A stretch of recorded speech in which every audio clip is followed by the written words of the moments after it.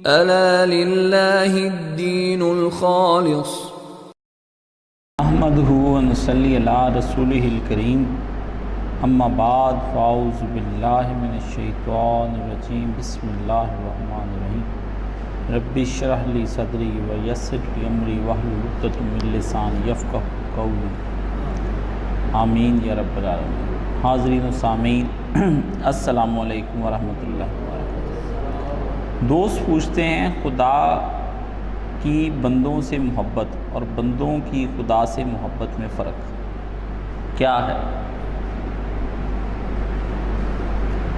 بندے اللہ سے جو بھی محبت کرتے ہیں نا، وہ کسی غرض سے کرتے ہیں، یا ڈر کے کرتے ہیں یا کوئی ان کو لالچ ہے اللہ سے۔ اللہ کو نہ ڈر ہے بندوں سے، نہ اللہ کو کوئی لالچ ہے۔ اب اس سے بڑا فرق اور کیا ہے؟ بندے کسی تحریص میں آ کر کہ جنت دے گا، ہمیں مارے گا نہیں، تکلیف نہیں ہمیں دے گا، ہمیں کوئی دکھ نہیں پہنچائے گا، ہم سے حساب کتاب نہ لے جو ہم نے بدماشیاں کی ہوئی ہیں، کوئی نہ کوئی چکر ضرور ہوگا۔ بندے سارے اللہ سے کسی نہ کسی غرض سے محبت کرتے ہیں، اور اللہ بندوں سے بنا کسی غرض کے محبت کرتا ہے۔ ٹھیک ہے، یہ غرض سے ہے، بنا کسی غرض کے۔ وہ ہے اللہ الصمد، اس کے لیے وہ پرواہ بڑی کرتا ہے بندوں کی۔ ٹھیک ہے نا، یہ کہنا کہ وہ بے پرواہ ہے، ایسی کوئی بات نہیں۔ اگر وہ بے پرواہ ہو جائے نا تو کچھ بھی نہ بچے۔ جتنی پرواہ وہ کرتا ہے نا، کوئی بھی نہیں کرتا۔ وہ اپنی مخلوق کی بڑی پرواہ کرتا ہے، صرف اپنی رحمت کی وجہ سے۔ اس لیے بندوں کی جو بھی کوئی محبت ہے کسی غرض کی بنا پر ہے، اور اللہ تعالیٰ کی بنا غرض کے بندوں کے ساتھ محبت ہے۔ وہ ویسے ہی رحیم اتنا ہے، کریم اتنا ہے کہ اس کو رحمت کر کے، کرم کر کے اپنے بندوں پہ بڑا مزہ آتا ہے۔ ٹھیک ہے، تو یہ آپ کو میں نے سمجھا دی بات۔ خدا یعنی خالق کی صفات، غصہ، جلال، خوشی، ناراضی بندوں مخلوق میں کیوں؟ اللہ کے پاس جو کچھ تھا نا، اس میں سے اس نے تھوڑا تھوڑا اپنی مخلوق کے اندر بھی پیدا کیا، تاکہ بندے جو ہے نا ایک دوسرے پر رحم کریں، ایک دوسرے پر۔ کیونکہ اللہ کی جتنی صفات ہیں اس کو اللہ تعالیٰ استعمال کرتا ہے اس جہان کو چلانے کے لیے۔ تو آگے اس کے چونکہ بندے اس کے نائب ہیں، انہوں نے بھی اس جہان کو چلانا ہے، تو ان میں بھی صفات۔ باقی اللہ اور بندے کی صفات کا پہلا فرق تو یہی ہے کہ اللہ کی صفات سب ذاتی ہی ذاتی ہیں، اس کی صفات زائد بر ذات نہیں، عین ذات ہی ہیں۔ چلیں اس کو جو بھی آپ کہہ لیں، صفات عین ذات، تو اس کی ذات جو ہے نا وہ اس کے اوپر ایک تو یہ، پھر دوسری اس کی لا محدود ہیں، بندے کی محدود ہیں۔ تیسری یہ ہے کہ اس کو پتہ ہے، اتنا دانا حکیم ہے، کب اور کس صفت کے ذریعے سے اس نے بندے کے اوپر وہ اپنی رحمت کرنی یا غضب کرنا ہے۔ بندے جو ہے نا یہ صفات پانے کے بعد بھی، اس کا شعور پانے کے بعد بھی جو ہے نا اس کا غلط استعمال کرتے ہیں۔ کسی جگہ بالکل رحم کرنا ہوتا ہے، وہاں غضب کر دیتے ہیں، کہیں غضب کرنا ہوتا ہے وہاں رحم کر دیتے ہیں۔ تو اس کی صفات محدود بھی ہیں اور اس کا مس یوز بھی ان کے پاس ہے۔ اللہ کی صفات لامحدود بھی ہیں اور وہ مس یوز بھی نہیں کرتا۔ دی اس نے اس لیے ہیں کہ بندے جہان چلانے کے لیے ان صفات کی بہت ضرورت ہے، اور ساری نہیں دی، تھوڑی سی صفات اس نے اپنے بندے کے اندر ہلکی ہلکی تجلیات ڈالی ہیں۔ یہ ایسے ہی ہے جیسے کسی شے کا سایہ کسی کے اوپر ڈال دیں، تو وہ پوری شے اس کے اندر نہیں آ جاتی۔ ماں ہے، وہ اپنے بچے کو اپنے سائے میں لے لے تو وہ یہ نہیں ہوتا کہ پوری ماں ہی اس کے اندر آ گئی ہے، وہ ہلکا سی تجلی ڈالتا ہے اس کے اندر۔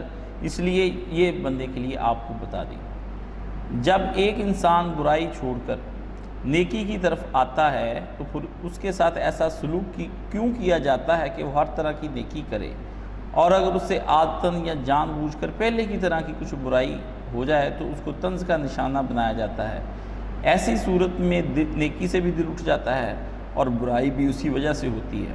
آپ اس ماحول میں کافی وقت سے ہوتے ہیں اور عادت بن چکی ہوتی ہے، ایسے حالات میں کیا کیا جائے؟ پہلے تو میرے بھائی یہ میری بات آپ سمجھ لیں کہ یہ سوال اٹھتا ہے کہ آپ نے نیکی کیوں اپنائی اور برائی کیوں ترک کی؟ اگر تو وہ آپ نے اللہ کے لیے نیکی اپنائی اور برائی بھی اللہ کے لیے ترک کی تو مخلوق کی طرف سے آنے والا رد عمل کسی قسم کا بھی اس کا آپ کو رنج نہیں ہونا چاہیے۔ آپ نے مخلوق سے ڈر کر نیکی کی یا مخلوق سے ڈر کر برائی ترک کی تو یہ آپ کا رذائل کو ترک کرنے کا انتہائی ادنا درجہ آپ نے جو ہے استعمال کیا ہے، جس کی بنا پر یہ سارا کام ہوا ہے۔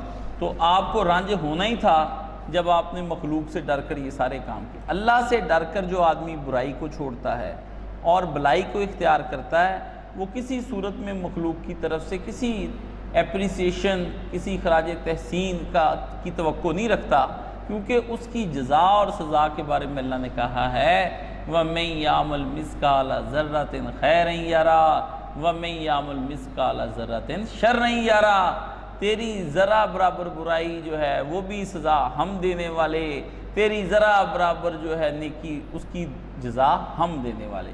تو ایسا ایک بات۔ دوسرا یہ ہے کہ آپ نے کہا کہ لوگ اس کو تنگ کرتے ہیں، تو ان لوگوں کی اصلاح بھی آپ نے کرنی ہے۔ اگر آپ ہی دل چھوڑ کر بیٹھ جائیں اور لوگوں کی اصلاح نہ کریں تو پھر آپ کو یہ ساری چیزیں جتنی بھی آپ نے بیان کی ہیں وہ آپ کو تنگ کریں گی۔ ایک آدمی جب برائی ترک کرتا ہے اور بھلائی کو اختیار کرتا ہے تو اس کے بعد وہ ایک مبلغ بھلائی بھی بن جاتا ہے اور برائی کے ترک کرنے کا بھی مبلغ بن جاتا ہے۔ آپ صرف ترک نہیں کرتے بلکہ اس کے بعد آپ نے تبلیغ بھی کرنی ہے اس برائی کو چھوڑنے کی اور اس بھلائی کو اختیار کرنے کی۔ تو ایسے میں اگر کوئی آدمی آپ کو ملامت کرے، ایسے میں وہ کوئی آپ کی پرانی بات کا تانا دے، تو آپ نے ان کے تانوں کو سہنا ہے، برداشت کرنا ہے، نہ کہ اس کے بعد آپ نے نا امید ہو کر ڈس ہارٹ ہو کر آپ نے اس کام کو چھوڑ دینا ہے۔ ڈس ہارٹ ہو کر اپنے ذاتی رویے سے کہ میں بار بار گناہ کر رہا ہوں، یا مخلوق کے رویے سے کہ مخلوق اب مجھے تانے دے رہی ہے، بھلائی کو جو اس نے چھوڑ دیا وہ شیطان کے چنگل میں آ گیا۔ مایوس ہو کر، نا امید ہو کر کبھی بھی بھلائی کی تبلیغ نہیں چھوڑنی، نہ کسی کے طنز میں آ کر، نہ یہی شیطان چاہتا ہے کہ بندے جو ہے نا وہ مایوس ہو جائیں اور ڈسہارٹ ہو جائیں کہ معاشرہ ٹھیک ہی نہیں ہو رہا، یہ بندے بھی مجھے طنز کرتے رہتے ہیں۔ تو ایسی صورت میں جو آدمی یہ کام کرے گا تو اس نے ابھی امر بالمعروف اور نہی عن المنکر نہ اس کو سمجھا ہے، نہ اس کی حقیقت کو سمجھا ہے اور نہ اس کے طریقے کو سمجھا ہے۔ تو یہ امر بالمعروف اور نہی عن المنکر کو سمجھنے کی شدید ضرورت ہے۔ یہ ایک خاص نفسیات، اور اس کے لیے میرے پیارے بھائی بڑا زبردست قسم کا مجاہدہ کرنا پڑتا ہے، بڑی محنت کرنی پڑتی۔ وہ 2 4 10 دن کی بات نہیں ہوتی، وہ 25 30 40 سال لگتے ہیں اس آدمی کو کہ وہ اچھا مبلغ بنے۔ یہ عالم بننا آسان ہے، 8 سال کا آپ کورس کر لیں، آپ کو کتابیں پڑھنی آ جائیں گی۔ ڈاکٹر بننا آسان ہے، MBBS کر لیں۔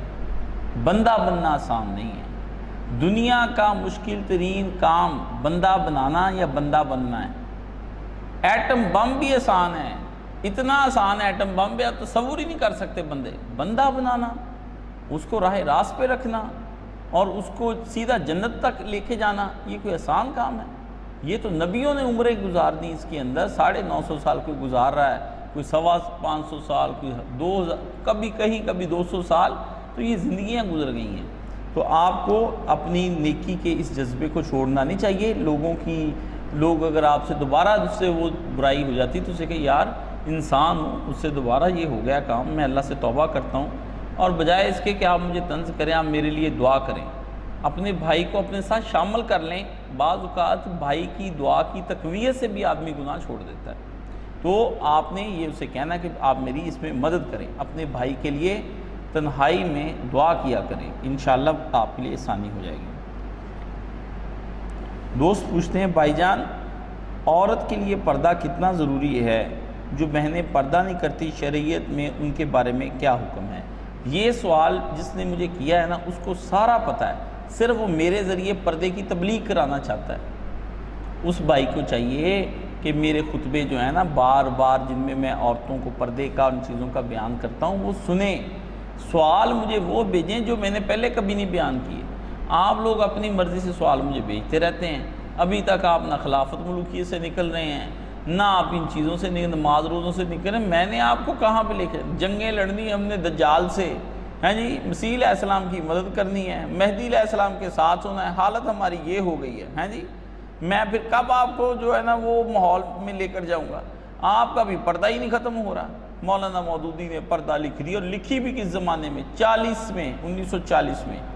اس وقت سید نے وہ جو اپنی پردہ لکھی, اور وہ پردہ لکھ کر پوری دنیا, وہ پردہ کتاب ایسی ہے اس کے بارے میں یہ سمجھ لیں کہ مولانا کی اہلیہ پردہ نہیں کرتی تھی, بڑے امیر گھرانے سے تھی. تو مولانا صاحب نے کسی نے کہا اپنی اہلیہ کو پردہ کرائیں. مولانا کہ اس کو بیاہ کرانے دو, اسے بیاہ کرانے دو. میں نے تو پوری دنیا سیدھی کرنے کا عزم کر رکھا ہے, یہ تو میری بیوی ہے. تو مولانا مرحوم نے اسے پردہ دی کتاب پڑھنے کے لیے. مولانا کی جو اہلیاں تھیں ماشاءاللہ بہت صاحب ذوق, صاحب مطالعہ, بہت پڑھی لکھی اور بڑی زبردست قسم کی دینی خاتون تھی. یعنی کوئی نکمے دماغ کی خاتون نہیں تھی وہ, لیکن ماڈریٹ فیملی سے تعلق رکھتی تھی, اور پرشین عربک ان کو بڑی اچھی آتی تھی. اور ان کی شاعری, مولانا کی والدہ کو شاعری اتنی آتی تھی کہ وہ 8 دن شاعری کے اندر گفتگو کر سکتی تھی, اور کرتی تھی. وہ کوئی اتنی جملہ بولتی تھی نثری اس طرح. مولانا کا خاندان ماشاءاللہ بڑا اچھا تھا. تو انہوں نے اس زمانے میں لکھی, تو مولانا کی اہلیہ نے وہ پڑھی تو کہا بات تو آپ کی بڑی معقول ہے جو آپ نے لکھی ہے, تو مجھے پردہ کرنا چاہیے. تو انہوں نے پردہ کر لیا. اور وہ کتاب کی اتنی ادق اور مشکل نہیں ہے. سارے جہان کی یہ عورتیں کتابیں پڑھتی ہیں, الٹے سیدھے کرن تے روشنی تے خواتین میگزین تے فلانا, یہ سارے میگزین یہ پڑھتی ہیں. ٹھیک ہے, ٹی وی پہ اردو میں خبریں پڑھتی ہیں. صرف ان کو پڑھتے وقت موت آتی, کہتی سمجھ نہیں آ رہی. چغلی ہو تو بڑی سمجھ آتی ہے.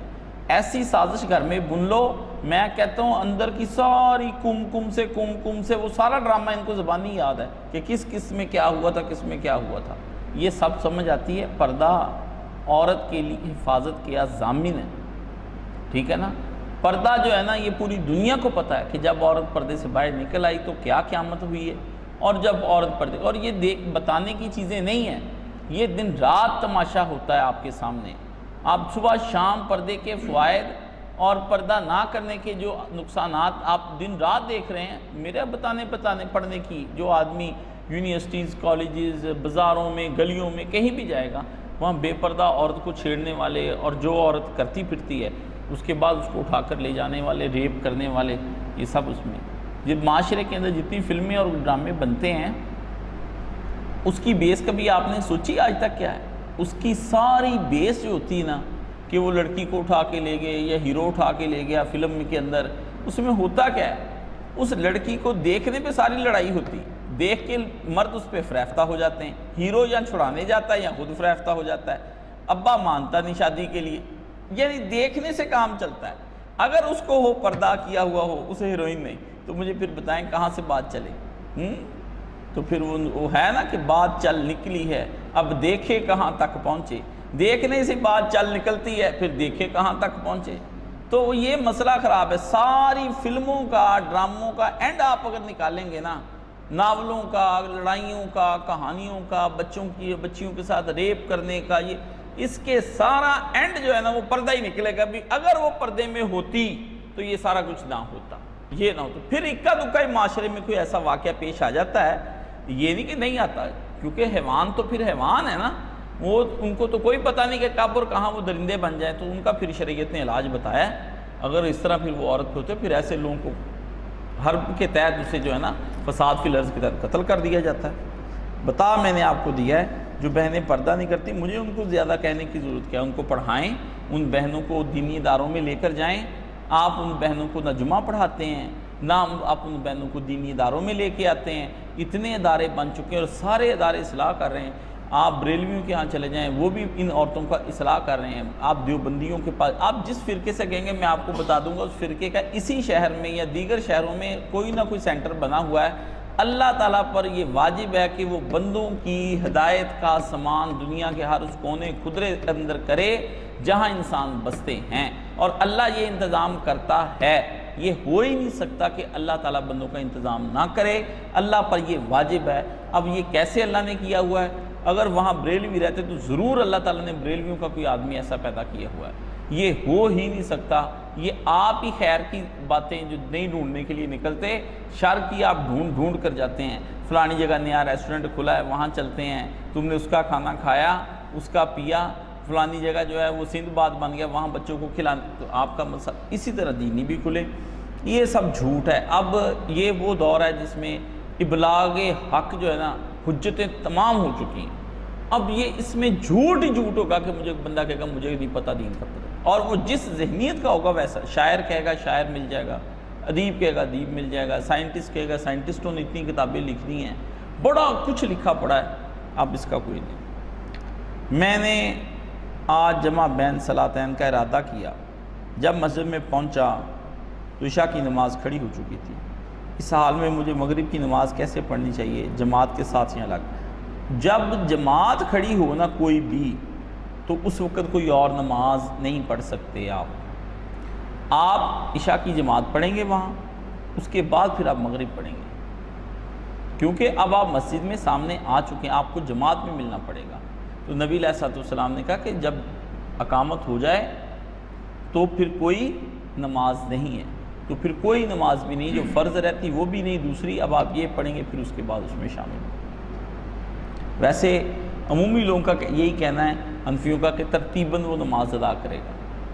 نہیں بھئی، وہ تو جماعت کھڑی ہے، ٹھیک ہے۔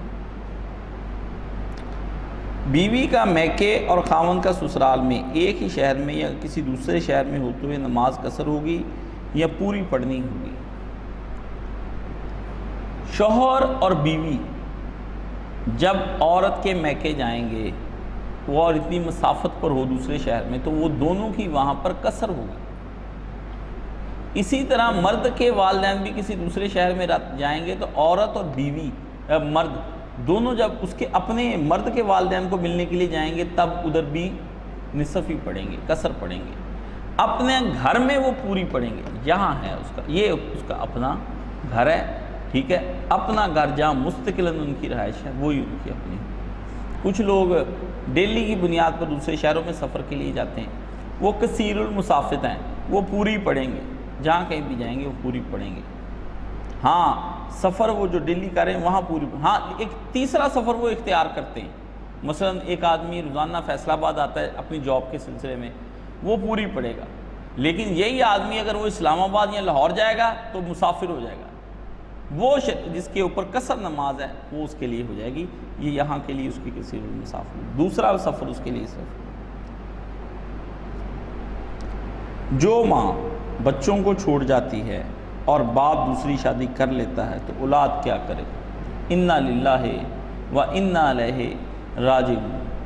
میرے دل کے اندر اگر کسی نے نشتر اور تیر اور خنجر کھبونا ہونا، وہ اس طرح کا سوال کر لے، بس میرے دل و دماغ کی موت واقع ہو جاتی۔ اس نے مجھے حملہ کیا جب وہ مجھے بتاتا ہے کہ کسی کا گھر ٹوٹ گیا، مجھے جب وہ بتاتا ہے کہ کسی کا گھر بکھر گیا ہے، جب مجھے کوئی بتاتا ہے کہ وہ بچے جو ہیں وہ اب منتظر ہیں ہدایات کے، جب مجھے پتہ چلتا ہے وہ بچے اب چچاؤں کے سائے تلے پلیں گے، جب مجھے پتہ چلتا ہے کہ خالائیں، ماموں اور چچا اور تایا اور پھپھیاں ان کو بانٹ لیں گے، جب مجھے پتہ چلتا ہے کہ ماں نے اپنی شہوت پوری کرنے کی غرض سے آشنا کے ساتھ فرار ہو گئی، جب مجھے پتہ چلتا ہے کہ باپ نے اپنی جنسی ضرورت پوری کرنے کے لیے اپنے 4 بچوں کو چھوڑ کر ایک اور عورت کا شادی رچا کر ان بچوں کو خراب کر دیا۔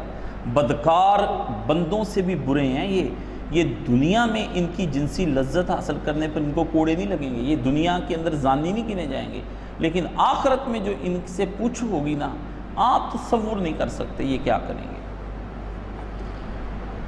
اللہ اکبر، اللہ اکبر۔ حدیث شریف میں آتا ہے کہ جو عورت حنانہ بن جاتی ہے نا، اپنے شوہر مر گیا لیکن اپنی جنسی ضرورت پر اپنے بچوں کی محبت اور پرورش کو غالب کر لیتی ہے، اس کا جنت میں بہت اعلیٰ مقام ہے، اس کا بہت اعلیٰ مقام ہے۔ شادی کی تو حکم ہے، وہ کرنا چاہے تو کر لے، لیکن قربانی دے جائے کہ اس نے کہا نہیں میں نے بچوں کے لیے، تو یہ بہت ہے۔ حضرت مولانا مفتی محمد اسحاق صاحب تھے، تو ایک سچویشن میں وہیں وہ مجھے ملے، تو میں نے کہا اب یہ کیا کیا جائے یہاں پر۔ اس وقت انہوں نے مجھے یہ بات سنائی تو میرے دل میں آیا، میں نے کہا اللہ اللہ۔ تو یہ کوئی معمولی بات ہے؟ بچے کیا کریں گے؟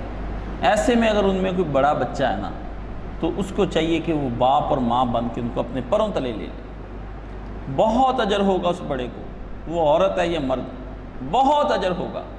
بس سمجھ لے کہ اب اس کی ماں والی جنت اس مرد یا عورت کے پاؤں بڑے کے نیچے آ گئی، جنت اب اس کے نیچے آ گئی. اور بچوں کو سمجھ لینا چاہیے کہ یہ اگر وہ انصاف کے ساتھ ان کی تربیت کرے کہ یہی ہماری ماں ہے، یہی ہماری، اور ماں باپ والا تک اس کو احترام دیں، اللہ تعالیٰ اس آدمی کو ضائع نہیں کرے گا انشاءاللہ العزیز. باقی اگر ایسی حالت میں کوئی پہنچ گئے ہیں کہ وہ سب ایک جیسے ہی ہیں تو اپنے بہن بھائیوں میں سے ایک کو چن لیں، آگے کر لیں، کوئی دانا بینا کو مشاورت کے ساتھ گھر چلانے کی کوشش کریں.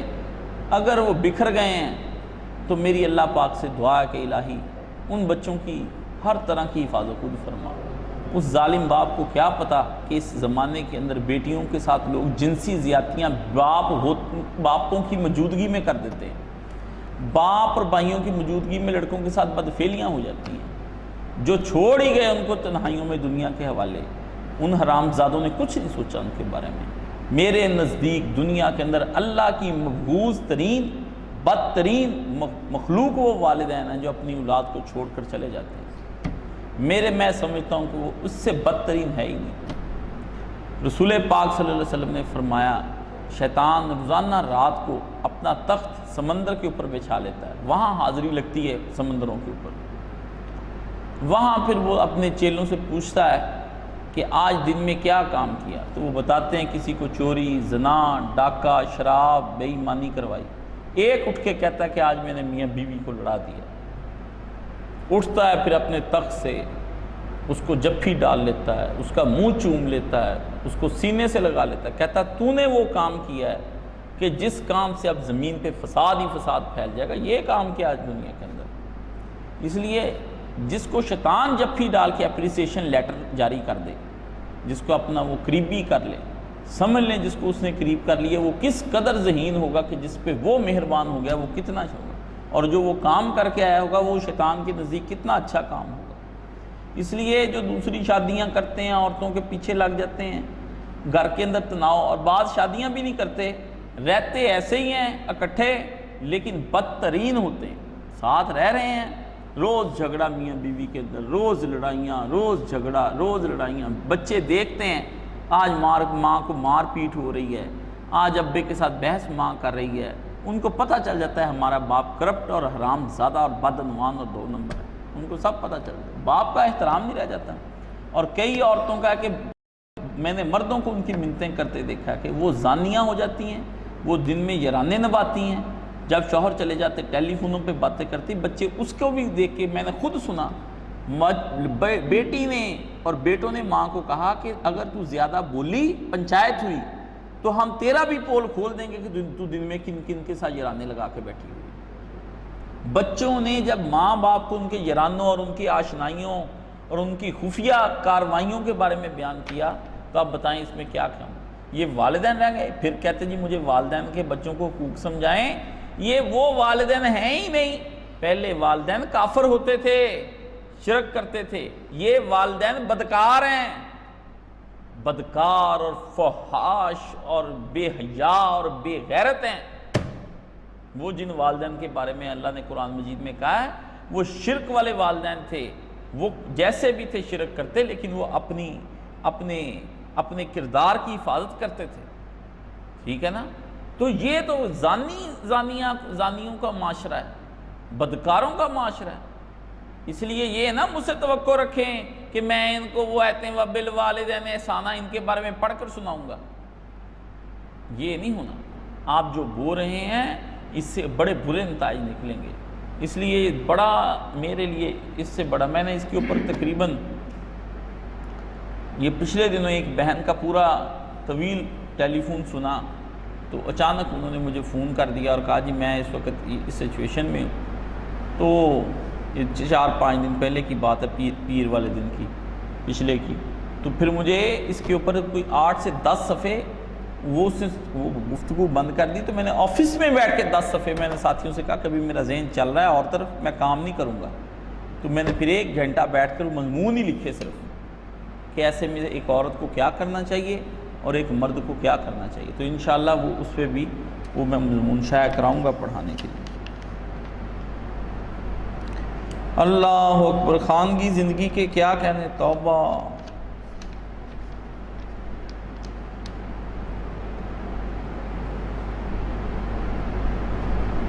یہ پوچھتے ہیں 4 رکعت نماز فرض ہو یا نفل میں اگر دوسری رکعت میں تشہد کے بعد درود پاک اور دعا پڑھ لی جائے تو کیا تب بھی سجدہ سہو کرنا ہوگا؟ یہ آپ کو کس نے کہا ہے کہ دوسرا تشہد پورا نہ پڑھیں؟ حنفیوں کے ہاں یہ مسئلہ ہے، وہ یہ بات کہتے ہیں کہ اگر کسی آدمی نے بھولے سے بھی درود شریف پڑھ لیا تو سجدہ سہو ہوگا۔ بالکل ان کا یہ مسئلہ غلط ہے۔ حضرت عائشہ صدیقہ فرماتی اینڈ دعا تک پڑھے اور پڑھنے کے بعد جو ہے، اچھا مزے کی بات آپ سنیں ان کی، فرضوں میں تو یہ کہتے ہیں کہ جس آدمی نے بھی جو پڑھی ہے نا درود شریف بھول کے بھی پہلے تشہد میں پڑھ لیا تو اس پہ سجدہ سہو آ گیا، اور یہ کرتے بھی۔ ان سے پوچھیں بھی جب جو سنتے 4 اکٹھی آپ کہتے ہیں ایک سلام کے ساتھ پڑھنی، اگر وہ کیا کرنی ہے اس کا کیا کرنا ہے؟ اس میں کہتے ہیں اینڈ تک پڑھ کے پھر دوبارہ کھڑے ہو جانا ہے۔ شاید آپ کو اس مسئلے کا نہیں پتا، ہاں ٹھیک ہے، تو آپ کبھی ان سے وہ بھی پوچھے بھی، اس کا بھی کوئی حل کر، اندر ان کے بہت تضاد ہوتا ہے، وہ آپ کو سادہ باتوں کا نہیں پتا ہوتا۔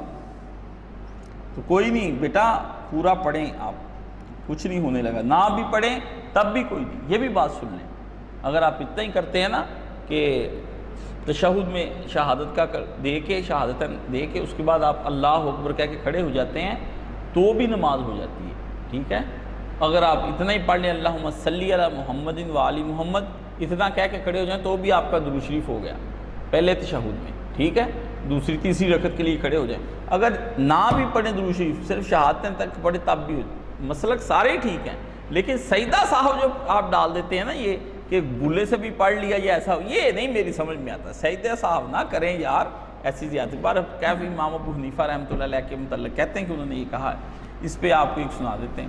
ایک قول ان کی طرف یہ چونکہ ایک واقعے کی طرف مشہور ہے، کوئی مستند چیز نہیں لیکن واقعہ کے طور پر کہتے ہیں امام صاحب کو خواب میں رسول پاک صلی اللہ علیہ وسلم مل گئے، آپ نے فرمایا ابو حنیفہ بتاؤ تم نے مسئلہ کیا ہے کہ جو نماز میں بھول کر بھی سجدہ اپنا درود شریف پڑھے تو وہ آدمی کو سجدہ سہو کرے، تو کہتے ہیں امام صاحب نے کہا اللہ کے رسول میں بھلا یہ بات اصل میں یہ کہنا چاہتا تھا کہ جو بھول کر پڑھے اتنا ظالم ہے کہ وہ درود شریف بھول کے پڑھ گیا، جان بوجھ کے پڑھے تو کوئی مسئلہ نہیں۔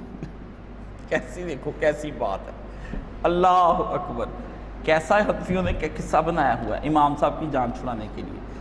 ایک تو ان سے پوچھے بھی اللہ کے رسول کو ابو حنیفہ کی بات عالم برزخ میں پتہ نہ چلی بھی اس کی نیت کیا ہے، اور دوسرا ابو حنیفہ پھر جرت کر کے کہتے اس وقت اللہ کے رسول کے سامنے بھی ایسے جان چھڑانے کے لیے ایسے مسئلے بنا لیتے ہیں۔ باقی حنفی تو کہتے ہیں حضور کو سارا علم ہے کہ کس نیت سے بندے نے کیا ہے، جو بریلوی بھائی ہیں وہ تو نہیں مانتے شیخ کو، ادھر مناظرہ اور ہو جائے گا، اللہ ہی بچائے۔ بس میں آپ کو بات مسئلہ سیدھا کریں،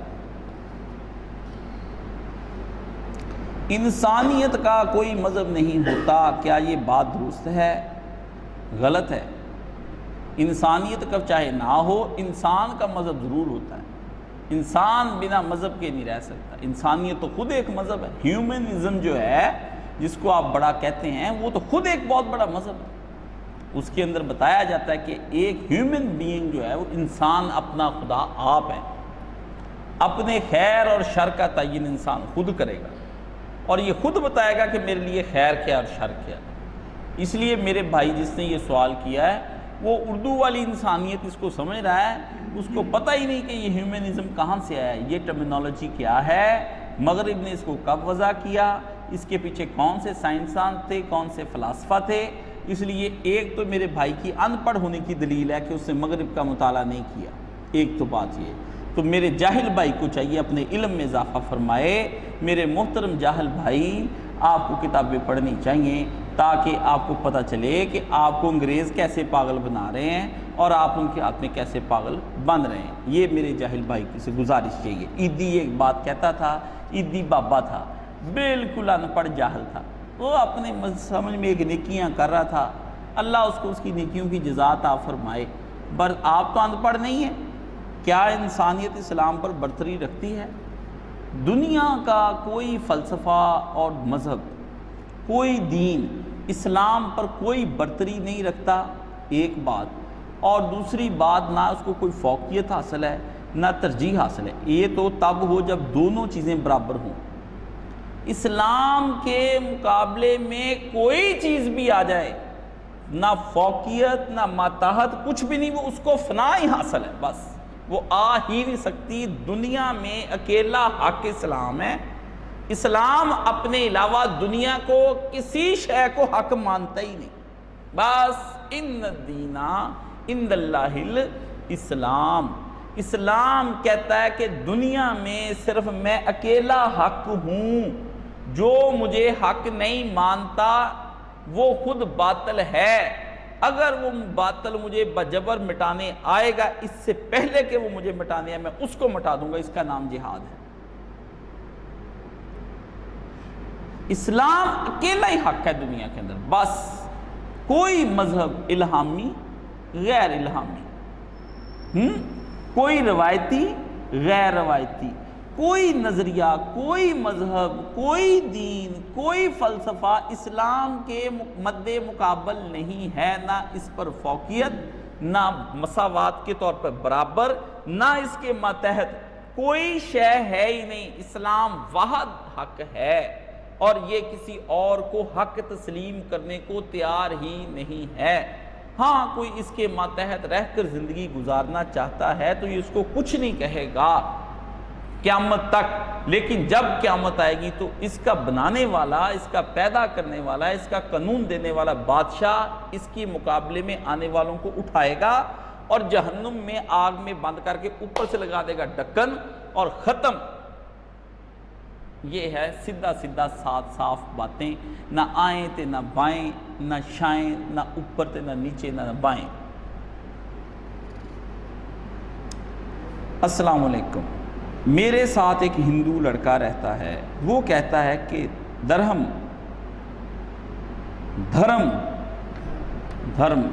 غلط لکھا ہے نا، دھرم کیا کریں جی، اردو کا بھی جنازہ نکل گیا ہے، درہم لکھا ہوا تھا، میں نے کہا پتہ نہیں پیسے ہی آ گئے درہم۔ دھرم ہم سب قسم کے انسان کو اچھی بات ہی سکھاتے ہیں۔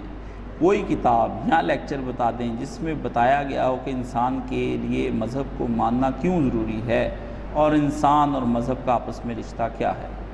اچھا سوال کیا ہے آپ نے۔ اس کے لیے سب سے آسان کتاب اور اس سے اچھی اعلیٰ بہترین ایزی کتاب نہیں لکھی گئی۔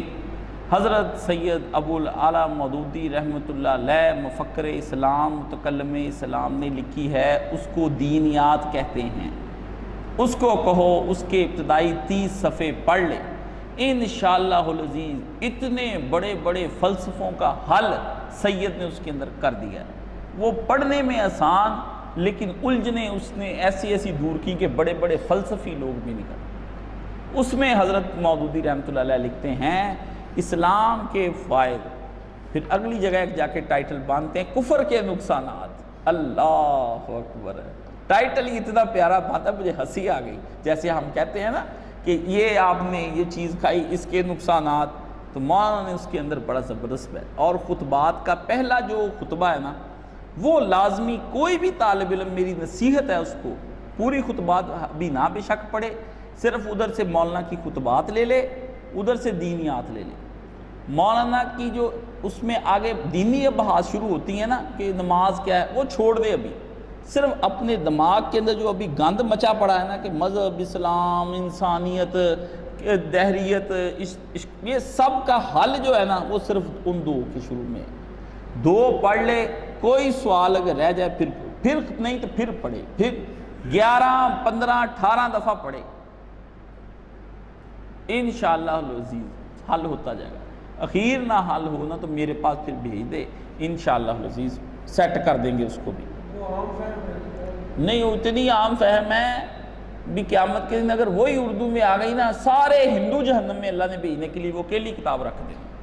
پورے یہ ہے نا 1.5 ارب ہندو اللہ سے کہیں گے ہمیں نہیں سمجھ آتا تھا ہم کو، کیونکہ وہ اردو غلط سلط بھی بولتے ہیں، تو اللہ کہے گا یہ مودودی کی ذرا دینیات نکالنا، اس کو پڑھاؤ، فرشتہ پڑھ کر سنائے گا تو اللہ کہے سمجھ آئی، اتنی آسان سید نے لکھی۔ اس کے اندر کی مولانا عبد الماجد دریا آبادی جو ہے نا وہ انشاء پرداز تھے، تو انہوں نے اپنا رسالہ اس زمانے میں صدق نکلتا تھا، پہلے سچ نکالتے پھر صدق نکالنا شروع، تو انہوں نے اس میں سید کا یہ تعارف کروایا، تو انہوں نے کہا پوری جو ہے نا کتاب اس کے اندر مجھے صرف ایک لفظ جو ہے نا ہونے اور بنے، یہ ایک ان کے یہاں بنے ہونا چاہیے تھا، ہونے نہیں ہونا چاہیے، یعنی ایک لفظ کی ایک اپنی انشائی طور پر رائے پیش کی انہوں نے۔ کہتے ہیں مجھے پوری کتاب میں نہ انشاء میں کوئی غلطی نظر آئی، نہ فلسفے میں کوئی غلطی نظر آئی، نہ فکرے کی بندش کوئی کہیں خراب بیٹھی، نہ کہیں ترکیب کی چستی جاتی رہی، نہ سلاست کہیں ٹوٹی، نہ روانی کہیں بندی، کچھ نہیں، بس اس نے کہا پڑھتے جاؤ، بس سمجھی کوئی نہیں۔ یہ تبصرہ مجھے یاد آ گیا وہ تبصرہ ان کا ان سے مان۔ عبد الماجد دریا آبادی وہ آدمی تھے، ہم چو دیگرے نہیں، وہ مانتے ہی نہیں تھے کسی کو، تو کہتے چلو کم کر تو میں آپ بڑا بڑا ڈالے گا۔ انہوں نے یہ بات کہی ہے۔ ایک صاحب نے لکھتے ہیں کہ میں نے کچھ پیسے بچا کر پلاٹ خریدا، مقصد یہ ہے کہ اگر اس شہر میں جاب ہوئی تو وہاں گھر بنا لوں گا، اگر نہ ہوئی تو اس کو فروخت کر کے کہیں اور گھر بنا لوں گا، کیا مجھے زکوٰۃ ادا کرنا ہوگی؟ مقصد اس میں نفع حاصل کرنا بھی ہے۔ بالکل آپ کو اس میں زکوٰۃ نہیں ادا کرنی، آپ اس کو کوئی 1,00,000 دفعہ بھی بیچے نا اور وہ نفع پہ نفع بڑھتا جائے، چونکہ نیت آپ کی اچھا گھر بنانے کی یا دکان بنانے کی یا بچے کو بنا کر دینے کی، تو آپ کا وہ کوئی نہیں اس کے اوپر۔ اسلام ایسے نہیں کرتا کہ بندوں سے ہر وقت پیسے سمیٹتا جائے، ٹھیک ہے نا۔ مولویوں کا ایک مسئلہ ہے، ایک صاحب نے لکھا، یہ کل پرسوں ہی، میں اخباریں بھی دیکھتا رہتا ہوں، اخباروں میں مسئلے ہوتے شائع، یہ میری آپ سمجھ لیں میں KG کلاس کا بچہ تھا جب سے میں نا اخبار جہاں کی کتابوں سنت کی روشنی میں پڑھ رہا ہوں، اتنا چھوٹا تھا، آپ اندازہ کر لیں، میری ماں پڑھتی تھی، میں بھی پاس بیٹھ کے پڑھتا تھا، مجھے آج تک یاد ہے کہ میں KG میں پڑھتا تھا اس وقت۔ یہ مسئلے جو ہے نا اخباروں والوں کے بھی پڑھنے چاہیے۔ تو وہ لکھتا ہے بھی عشر دینے کے بعد میں جو گندم بیچوں کیا اس پہ بھی زکوٰۃ واجب ہے؟ تو مولوی صاحب نے لکھا ہاں اس پہ بھی واجب۔ پہلے ادھروں پر ہی چٹی تھے، مڑ کے ادھر کیا کرتا پھرتا، جب ایسے مسئلے بتانے بندے بدزن ہو جاتے ہیں۔ دے دیا اس نے جو عشر دینا تھا، کیا یار آپ کرتے پھرتے۔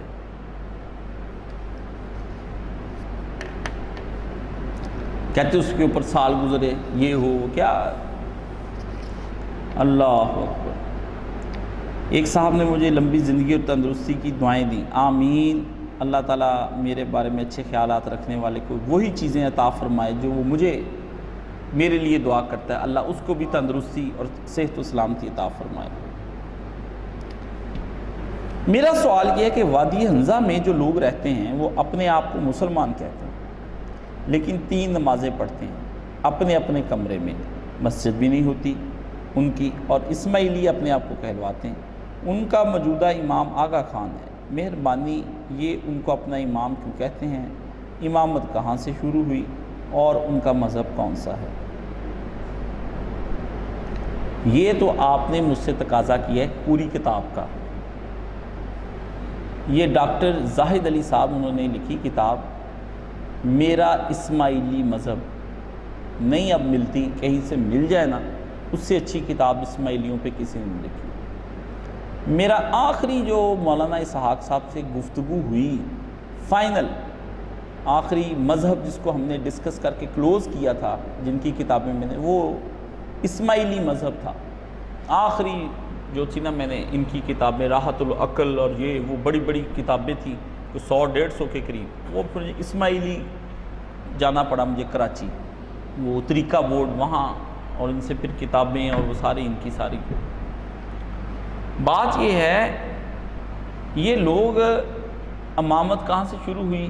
یہ حضرت اسماعیل جو ہیں، جو امام زین العابدین کے بیٹے ہیں، وہ پہلے بڑے بیٹے تھے، امام باقر کے بیٹے، تو وہ فوت ہو گئے، امام باقر کے بیٹے تھے، اور ان کے دوسرے بھائی امام جعفر ہیں، تو اسماعیل سے یہ اسماعیلی چلے ہیں۔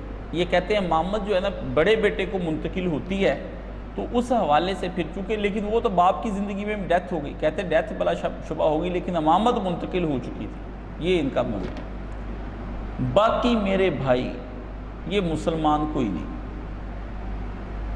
باقی سب کا پتہ چلتا ہے کہ شیعہ حضرات اثنا عشری ہیں، وہ نمازیں روزہ سب کچھ بیان کرتے ہیں، ان کا مذہب کوئی بھی بندہ نہیں جانتا کیا، کئی سٹیجیں ان کے مذہب کے اندر، آخری سٹیج تک جاتے جاتے بندہ بالکل اور ہی قسم کا دہریہ اور بدماش قسم کا بن جاتا ہے۔ اس لیے امام صاحب بھی جو وہاں سے تشریف لاتے ہیں تو آپ کو دیکھتے ہیں کہ ان کے لڑکیاں پاؤں میں ان کے اپنے بال بچھا دیتی ہیں، سونے میں تولے جاتے ہیں، امام صاحب بھی وہاں عیش کرتے ہیں، اور خود ساختہ ہر شے کی تعویلیں انہوں نے کر رکھی ہیں، اس لیے یہ دین اسلام سے خارج ہیں، ان کا کچھ نہیں اسلام کے ساتھ تعلق۔ باقی یہ ایک مذہبی اقلیتی فرقہ ہونے کے تحت چونکہ آپ کے ملک میں رہتے ہیں، آپ ان کو نہ قتل کر سکتے ہیں، نہ ان کو ختم کر سکتے ہیں، نہ ان کی آزادیاں چھین سکتے ہیں، نہ ان کے اوپر آپ کسی قسم کو اٹیک کر سکتے ہیں۔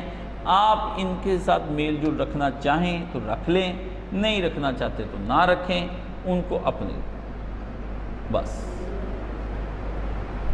کر کچھ نہیں سکتے آپ ان کے ساتھ، جیسے اور رہتے ہیں اقلیتوں کے طور پر ان کے ساتھ احترام کریں گے آپ ان کا، ٹھیک ہے، فتنہ و فساد نہیں پیدا کریں گے آپ۔ یہ ایسے ہی ہے جیسے یہودی عیسائی رہتے ہیں آپ کے ملک کے اندر، ہندو رہتے ہیں، اس طرح یہ۔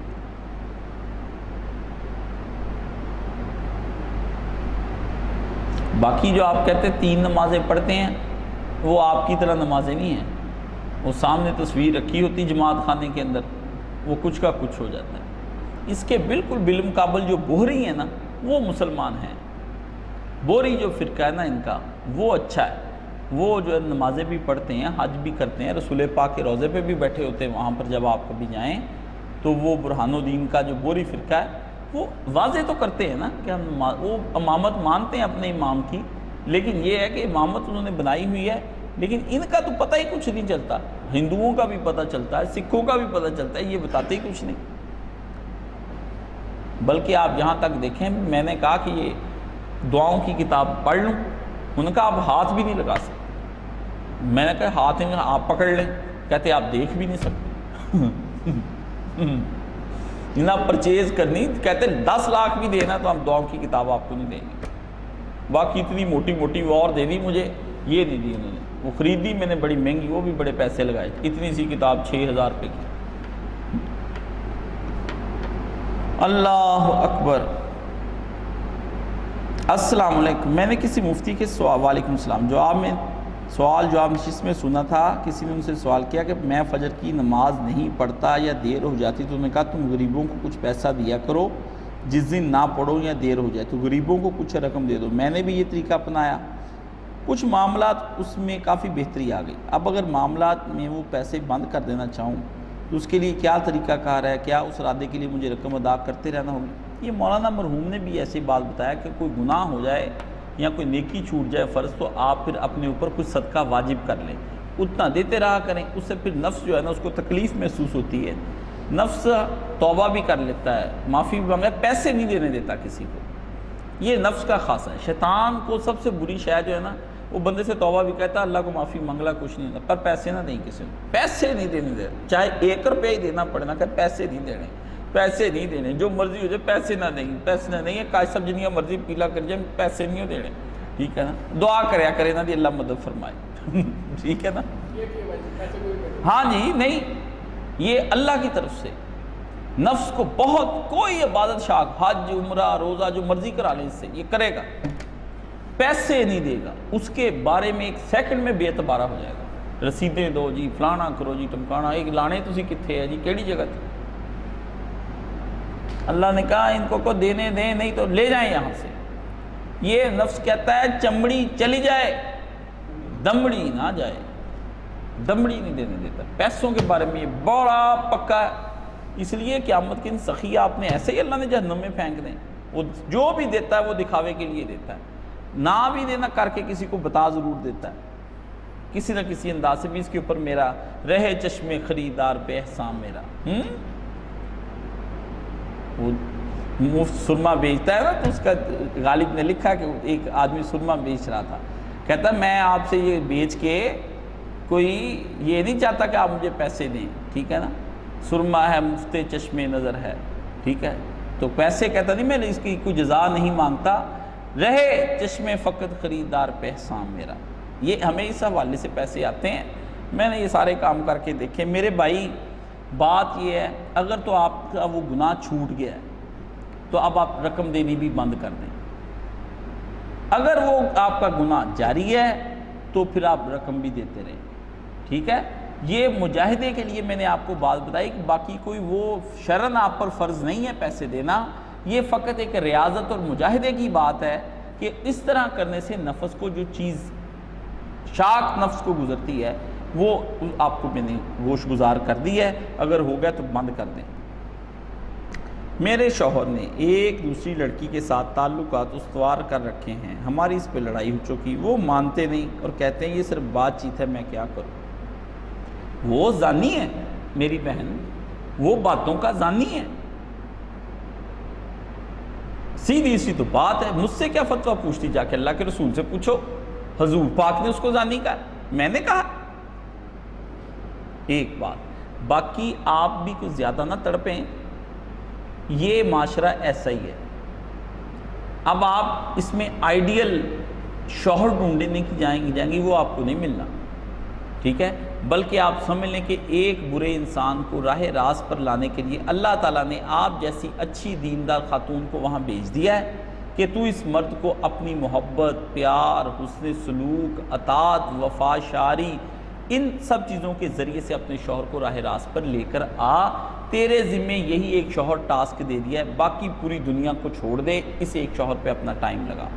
اس میں آپ کے لیے بہت زیادہ تحمل، برداشت اور اللہ سے دعا اور عبادت، اس میں آپ کو لگ جانا چاہیے، اور اپنے شوہر کی خدمت میں کسی قسم کی کوئی خطا نہ کرنا، چاہے وہ کیسی ہی ایک نہیں 100 عورتوں سے بات چیت کرے، اور نہ اس کو ایسے سخت جملے کہنا کہ تو زانی ہو چکا ہے۔ یہ میں نے، اگر وہ میرا سوال کا جواب سن رہا ہے تو وہ خود ہی سمجھ لے بھی کاج صاحب نے اس کے بارے میں یہ بتا دیا۔ کیا اسلام اور سیاست جدا جدا ہیں؟ اگر نہیں تو اسلام میں سیاست کی کیا اہمیت ہے؟ یہ پڑھنے کے لیے آپ کو میرے پاس 8 سال کا کورس کرنا پڑے گا۔ آپ کو پتہ ہے ایم اے پولیٹیکل سائنس کا باقاعدہ پیپر ہوتا ہے، اور وہ 2 سال پڑھایا جاتا ہے، بی اے میں سبجیکٹ اس کا لینا پڑتا ہے، ایف اے میں اس کا سبجیکٹ اس کا لینا پڑتا ہے، پھر جا کے بندہ اس کے اندر آپ جو پوچھنا چاہتے ہیں وہ ڈائریکٹ سوال پی ایچ ڈی کا ہے۔ اس لیے آپ کو میں یہ کہوں گا کہ آپ زحمت فرمائیں، میرے درس قرآن اور میرے جمعے میں تشریف لایا کریں تاکہ آپ کے گوش گزار یہ باتیں کر سکوں۔ آپ مجھ سے یہ توقع نہ رکھیں کہ میں آپ کو مولانا اسحاق کی طرح کے جذباتی باتیں اور اس طرح کے سوالوں جوابوں کے ذریعے سے میں مطمئن کر دوں گا۔ آپ جہنم کا ایندھن بننے جا رہے جو اتنا ذہین ہو کے مجھ سے یہ سوال کر رہے ہیں، اس سے پتہ چلتا ہے آپ کو بڑی دلچسپی ہے سیاست سے، ٹھیک ہے نا؟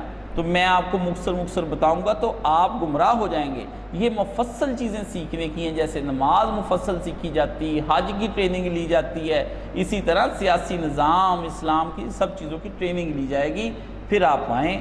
اللہ تعالیٰ آپ کو جزائے خیر عطا فرمائے۔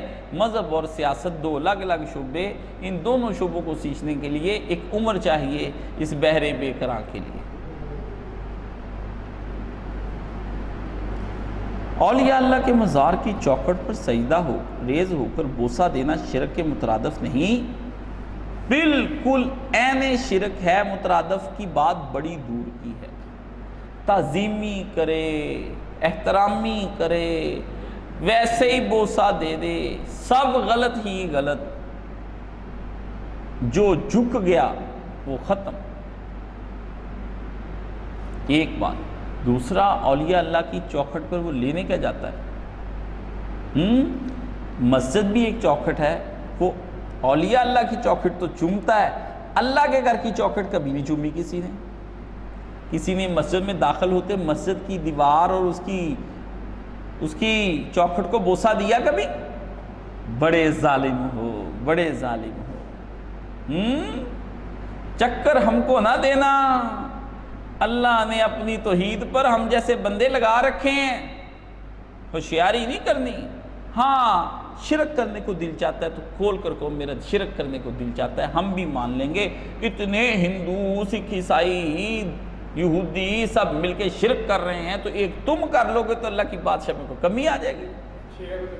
مزے کرو، انجوائے کرو، چوکٹوں کو چومو، نظریں دو، نیازیں دو، ڈھول بجاؤ، ناچو، چادریں چڑھاؤ، پھول چڑھاؤ، عطر چھڑکو، اپنے پہ چھڑکو، دوسروں پہ چھڑکو، دیگیں دو، جو مرضی کرو۔ اللہ کی زمین پہ جتنا چاہے شرک کرنا چاہو کر سکتے ہو، اللہ کسی کا ہاتھ نہیں پکڑے گا۔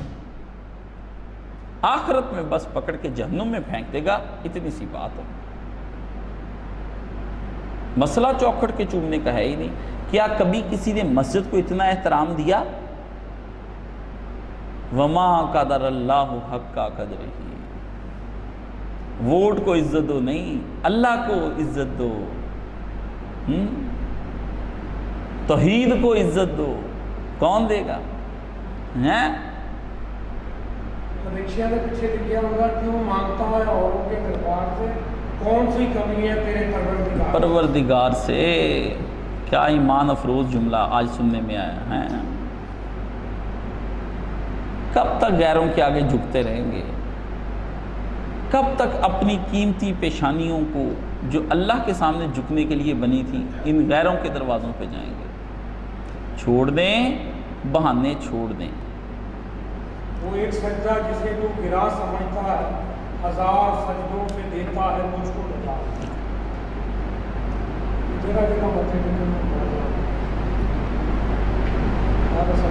کیا ووٹ نہ ڈالنا گناہ ہے؟ بالکل، نہ ڈالنا گناہ ہی ہے، اور غلط آدمی کو بھی ڈالنا گناہ، اور جس کو ڈالے اس کا ادھر سے وہ آدمی کو ضائع ہو جائے وہ بھی گناہ ہے۔ ووٹ کو ضائع کرنے کے کئی طریقے، امت کا اتنا بڑا فیصلہ ہو رہا ہے اور آپ گھر میں آرام سے بیٹھے ہوئے ہیں۔ یہاں معاملہ ہے کہ چنا جائے بندہ کہ جو مسلمانوں کے امور کو لے کے آگے بڑھے، آپ گھر میں ڈش لگا کے، ٹی وی لگا کے کنجریوں کا ناچ دیکھ رہے ہیں اور سو رہے ہیں۔ حرام خورو، یہ ناداں گر گئے سجدے میں جب وقت قیام آیا۔ ووٹنگ کا دن تو ایسے ہے جیسے شب قدر کی آ گئی رات۔ اس دن پاک صاف ہو جائیں، وضو کر لیں، اللہ سے توبہ کر لیں، گھر سے حاجت کے نفل پڑھ لیں، اللہ سے فیصلہ غلط نہ کرا دیں۔ وہ پرچی تو اس دن جب پڑھنی ہے تو پتہ تو نامہ مال ہے، ایک طرف تو ووٹ کی پرچی، ایک طرف تجھے کیا پتہ تیری یہ رائے مسلمانوں کے مشرق سے لے کر مغرب تک کے امور کے اوپر اثر انداز ہوگی۔ جا کدھر کو رہے تم لوگ؟ فَأَيْنَ تَذْهَبُونَ، تمہیں کیا پتہ؟ اتنا بھی نہیں ہو سکا کہ تو جا کر وہاں ٹھپا لگا کے کہہ دے کہ میری رائے یہ ہے۔ اسی لیے تو کہتا ہوں کہ یہ عالم سے پوچھ کر جائیں، جیسے حج کے لیے مجھ سے پوچھ کر جاتے ہیں نا کہ اگر یہ ہو گیا کام خراب تو قربانی تو دم دینا پڑ جائے گا، ہیں جی سجدہ صاحب کب کرنا ہے، روزہ ٹوٹا کہ نہیں ٹوٹا، ووٹ کا بھی مجھ سے پوچھ کے جانا ہے اور میں ہی بتاؤں گا بھی کس کو ڈالنا ہے۔ آپ کی کیا رائے ہے؟ جو آدمی اپنے نماز، روزہ، حج، زکوٰۃ کا فیصلہ نہیں کر سکتا، جو چھوٹی چھوٹی چیزوں کے جو امور المسلمین ہیں پوری دنیا کے اندر، مجھ سے پوچھ کے جائے گا، مرضی سے بھی نہیں آپ ڈال سکتے۔ عالم سے پوچھیں کہ بھی آپ کس بنا پر یہ بات کہتے ہیں، پوچھ کے پھر جائیں۔ سب پھر عالم کی آمد میں میں مجرموں کی طرح پیش کیا جاؤں گا کہ تو نے ان کو بتایا تھا، ان کے ووٹ کا حساب اپنا بھی دے اور ان کا بھی دے، بھی کس بنا پر بتایا تھا۔ یہ کوئی چھوٹی بات ہے، یہ فیصلہ بڑی ادق ہے، تدقیق، اجتہاد کرنا پڑے گا آدمی کو اس وقت بیٹھ کر۔ یہ وقت ہے اجتہاد کا ووٹنگ کے لیے۔ وہ اجتہاد کر کے کیا نمازیں بخشوانی ہیں یا دو کام کروانی ہے یا حج کے دن بدلوانے یا روزے گرمی میں آتے سردی چ کرا لو۔ اجتہاد کی ضرورت اس وقت ہوتی ہے عالم کو جب وہ دیکھتا ہے کہ اتنی دنیا کے امیدوار کھڑے ہیں، کچھ مذہب کے نام پر ووٹ مانگ رہے ہیں، کوئی سیاست کے نام پر مانگ رہے ہیں، کوئی لسانیت کی بنیاد پر ووٹ مانگ رہے ہیں، کوئی صوبائیت کی بنیاد پر، کوئی رنگ کی بنیاد پر، کوئی نسلوں کی بنیاد پر، قوم کی بنیاد پر، کوئی زبان کی بنیاد پر، کوئی گلیوں کے مفادوں پر، کوئی گٹروں کے مفادوں پر، کوئی نالیوں کے مفادوں پر، کوئی بجلیوں کے مفادوں پر۔ تم یہ بات سمجھتے؟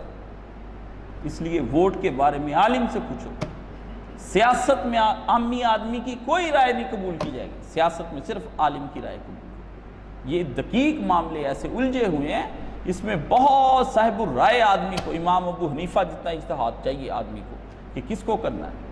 جب حضرت محمد نفس بن زکیہ رحمۃ اللہ علیہ کا واقعہ پیش آیا، لوگ امام ابو حنیفہ کے پاس گئے کہ کیا کریں، وہ ظالم عباسی بادشاہ کھڑے ہیں، تو وہ ادھر یہ کہتے ادھر نفس زکیہ ہے۔ فرمایا نفس زکیہ کا ساتھ دینا 50 نفلی حجوں سے افضل ہے۔ جب یہ انہوں نے بلا لیا امام کو، مار مار کوڑے سے امام کو انہوں نے اندر کر، تو فتوے دیتا پھرتا ہے۔ اگر کسی وجہ سے ووٹ نہ ڈالتے ہو، مثلا آپ کی ڈیوٹی لگ جاتی ہے اور ووٹ کہیں اور جگہ کا ہے، یا کارڈ گم ہو جاتا ہے، اللہ اکبر، توبہ کر میرے بھائی، یہ کارڈ جو ہے یہ اسی دن کے لیے تیرے لیے رکھا ہے، بنوا کارڈ، ووٹ کا اہتمام کر، پیسے لگا، جیسے لگاتا ہے پتر کی شادی پہ بھاگ دوڑ کرتا ہے، اندر ہو جائے لڑکا، رات رات اکٹھا کر دیتا ہے، ابے کو ہارٹ اٹیک ہو جاتا ہے 4 لاکھ کا انتظام کرتا ہے، اسی وقت بڑا جرمانہ ادا کر کے ایک دن کے اندر ووٹ بنوا۔ امت مسلمہ کا بوجھ تیرے کندھوں پہ آ پڑا ہے۔ اللہ کا نبی صلی اللہ علیہ وسلم قیامت میں کھڑا ہو جائے گا، تم کیا سمجھتے ہو یہ بیعتیں اور ووٹیں کو معمولی چیزیں ہیں؟ اجتماعی معاملات میں ووٹ سے بڑھ کر کوئی قیمتی چیز نہیں۔ موت کی حقیقت کیا ہے اور یہ اتنی خوفناک کیوں ہے؟ ایک یقین جانو، یہ حقیقت، موت کی حقیقت ذرا بھی خوفناک نہیں ہے۔ یہ سارے کافروں کی چیزیں ہیں، وہ فلمیں ایسی بناتے ہیں، ابا گر رہا ہے، بیٹا تھام رہا ہے، چیخیں پڑ رہی ہیں، ہال دعائیاں ہو رہی، اسلام میں کوئی نہیں۔ It is very beautiful and happiness moments, بڑا یہ وہ خوبصورت لمحہ انسان کا، بہترین اعلیٰ لمحہ، خوشیوں کا موقع۔ ابھی تھوڑی دیر کے بعد یوں کر کے آنکھ بند، ٹینشنیں ختم، نیکیاں کی سامنے، بندہ جنت میں، موجیں موجیں، ایٹ اینڈ ڈرنک بھی میری، انجوائیبل زندگی، ہو دودھ اور شہد کی نہریں، خدا کے فرشتوں کے سلام، خوشبو میں مہکتے بستے ہوئے گھر، نرم بسترے، ہواؤں میں اڑتے ہوئے پرندوں کی طرح زندگیاں، آگے پیچھے کھانے پینے کی چیزیں، نوکر چاکر، میں کہتا ہوں تم تصور نہیں کر سکتے۔ قبر زندگی کی انتہا اور اچھی زندگی کی ابتدا ہے، بس اتنی سی تو بات ہے۔ بہت پیاری چیز، حضرت امام حسین علیہ السلام جب جا رہے تھے تو کسی نے ان سے پوچھا کہ آپ کے بچے ساتھ جا رہے ہیں تو آپ کو ان پر ترس نہیں آتا؟ تو آپ کے بیٹے علی اکبر سامنے آ گئے، تو آپ نے فرمایا علی اکبر یہ ہمیں کہتے ہیں کہ آگے موت ہے، تو فرمایا باجی ان سے کہہ دیجئے ہمیں تو موت شہد سے زیادہ میٹھی معلوم ہوتی ہے۔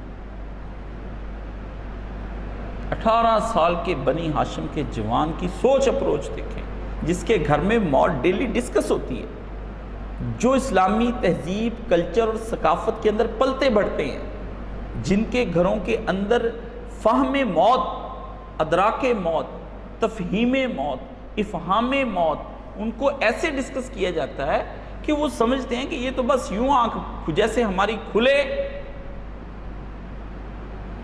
تو ہم کسی اور جگہ اپنے آپ کو پائیں، تو حیران، ایسے ہی بند ہو، ادھر بند ہو تو آپ کہیں اور اپنے آپ کو پائیں گے۔ یہیں سے شروع ہو جاتا ہے، یہ نرم بستر، وہ ایک غلاف، اس غلاف کے اندر خوشبوئیں، آ کے عالی جناب اللہ آپ کو یاد فرما رہا ہے۔ مومن کو باقاعدہ اجازت مانگی جاتی ہے، اللہ اکبر، اللہ تعالیٰ آپ کو یاد فرما رہے، چلیں، اللہ اکبر۔ حضور نے فرمایا جس میں اس کی روح لپٹتی ہے، ایسی خوشبو ہوتی ہے کہ جب وہ چڑھتے ہیں آسمانوں کی جانب، مشرق سے مغرب تک خوشبو پھیل جاتی ہے ایسے پرفیوم کی۔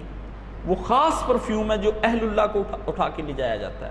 تو جتنی مخلوق انسانوں اور جنوں کے علاوہ کی ہے، سب پہ حشر، یہ حشرات، وحوش، طیور، پرندے، جانور، درخت، سمندر، سورج، چاند، ستارے، یہ پوچھتے ہیں یہ کون جا رہا ہے، یہ کون جا رہا ہے؟ اس لیے آپ کیا بات کرتے ہیں؟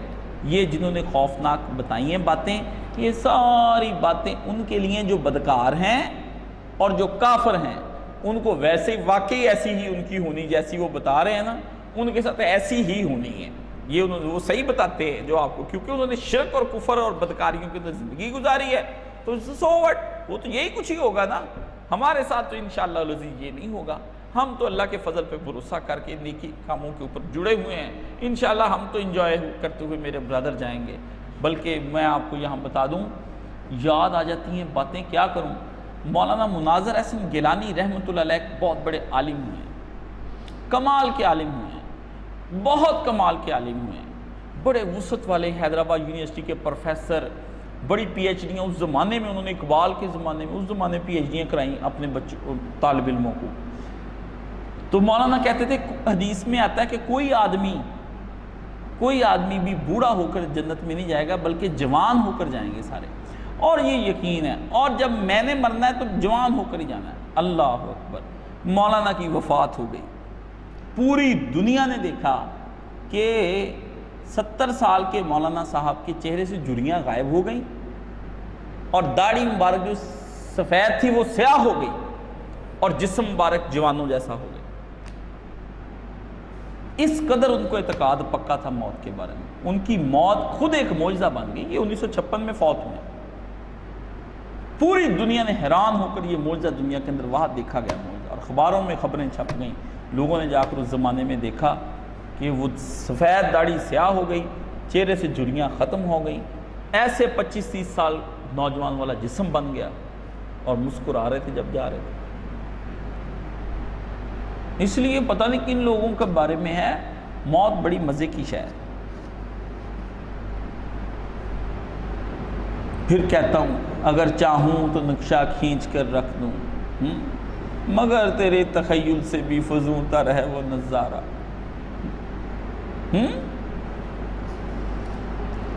بدعت کی تعریف قرآن کے مطابق اور بدعت اور جدید سہولیات سے آراستہ ہونے میں کیا فرق ہے؟ بالکل صحیح بات، بڑا اچھا سوال۔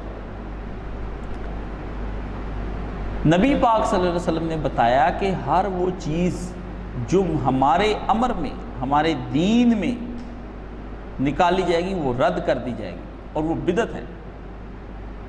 دین میں بات سہولیات کے بارے، دنیاوی سہولیات کو بدعت نہیں کہا، صرف یہ ہمارے بریلوی بھائی اور شیعوں میں جو بریلوی شیعہ قسم کے بھائی، یہ شیعہ بریلوی ہیں، وہ بریلوی شیعہ ہیں، یہ دو قسم کے بھائی جو ہیں ہمارے، ان کو بڑا مغالطہ ہے۔ یہ پڑھیں گے بدعت کی آیتیں اور حدیثیں قرآن مجید سے، حدیثوں سے، مثالیں اس کی پیش کریں گے دنیاوی چیزوں سے، اور اس پہ لوگوں کو ہنسائیں گے، ان کو پڑھائیں گے، ہیں جی، اور وہ ان کو ایسی ایسی باتیں بتائیں گے، اور وہ ان کو کہیں لو جی تیرا ابا بھی بدعت ہے، پھر تو بھی بدعت ہے، تو بھی نئی شے نکلی ہوئی ہے جی، ہر نئی چیز کا نام بدعت ہے۔ کچھ یہ بیچارے سادہ لوگ ہوتے ہیں کہ تو بھی بدعت، تیرا ابا بدعت، تیری ماں دا نقاب بدعت، تیری دادی دا نقاب بدعت، تیرا پیسے کمانا بدعت، تیرا ہن بولنا، بندہ پریشان ہوتا ہے کہ یا الہی یہ میں کس میں پھنس گیا ہوں، ٹھیک ہے نا۔ اس طرف آتے ہی نہیں۔ اس سے پتہ چلتا ہے کہ بدعت کی کوئی تعریف یہ نہیں کرتے۔ میں نے ان سے ایک دفعہ، مجھ سے انہوں نے کہا جی آپ بدعت کی تعریف کریں کیا؟ بڑے فخر سے ایک مولوی صاحب، عالم صاحب یہاں پھرتے ہیں، بڑے ان کو مان تھا۔ میں نے ان سے کہا نہ، اللہ کے رسول نے کہا ہے کہ بدعت بری چیز ہے، تو یہ بتائیں گے بھی اللہ کے رسول ہی بدعت کیا ہے؟ شرک اگر نبی نے کہا ہے کہ برا ہے تو نبی بتایا نا بھی شرک کس کو کہتے ہیں، ہم نے پوچھنا ہے۔ کہتا اچھا پھر؟ میں نے کہا جو بدعت رسول پاک صلی اللہ علیہ وسلم جس کو برا کہہ کے کہنا، پہلے تو بتا وہ کون سی۔ جب وہ بتانے لگا بھی ایسے ہوتی بھی، میں نے کہا یہ تو رسول نہیں بتا رہا، یہ تو تم بتا رہے، یہ تو نہیں، یہ تعریف جو تم نے کی ہے نا، یہ قرآن مجید کی کس آیت میں؟ مجھے کہتا تم تعریف کرو، میں کیا تم کرو نا، جو نبی پاک نے کی وہ بدعت یہ ہوتی، یہ بدعت وہ ہوتی، وہ یہ ہوتی، کچھ نہیں، ایک ہی حسنہ ہوتی، ایک سیاح ہوتی، وہ ایک لازمی ہوتی۔ میں نے کہا بالکل ہوتی، لیکن جس کو رسول پاک نے کہا کہ یہ غلط ہے، وہ تمہیں آخر نبی پاک پورا دین پہنچا کر گئے کہ نہیں پہنچا کر گئے؟ کہتا پہنچا کر گئے، تو بھائی پہنچا کر گئے تو بتاؤ نا پھر کون سی شے بدعت ہے۔ جو رسول دے دے تم کو وہ لے لو، جس سے منع کر جائیں اس سے منع ہو جاؤ۔ بدعت بڑی سمجھ آتی ہے، اس لیے جدید سہولیات کو آپ بدعت نہ کہیں۔ دین کے اندر ہر وہ عبادت کے طور پر ثواب سمجھ کر جو اضافے کیے جاتے ہیں وہ بدعت میں شمار ہوتا ہے۔ تو یہ باتیں ساری سمجھنے کی ہیں۔ اسی حدیث کے اندر ہے جہاں حضور نے فرمایا کہ محدثہ کے بارے میں گفتگو، محدثہ کیا ہے اس کے بارے میں وضاحت کرے نا کیا ہے۔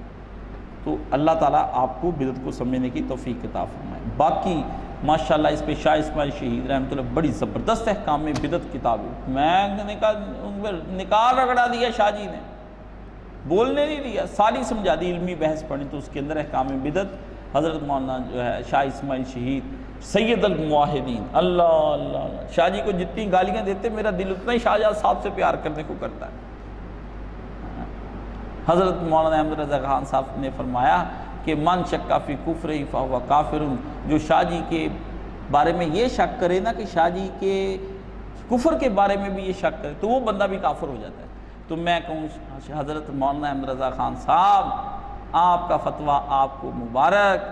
سید الموحدین کے بارے میں ہم کہتے ہیں جو ان کے مومن ہونے کے بارے میں شبہ کرتا ہے اس کے اپنے نامومن ہونے کی دلیل جو ہے آپ وہ بات کرتے ہیں، حضرت شاہ صاحب کے خلاف بات کرتے ہیں آپ اتنی بڑی، سنبھال کے رکھیں، ہمیں ایسے علم نہیں چاہیے آپ کے۔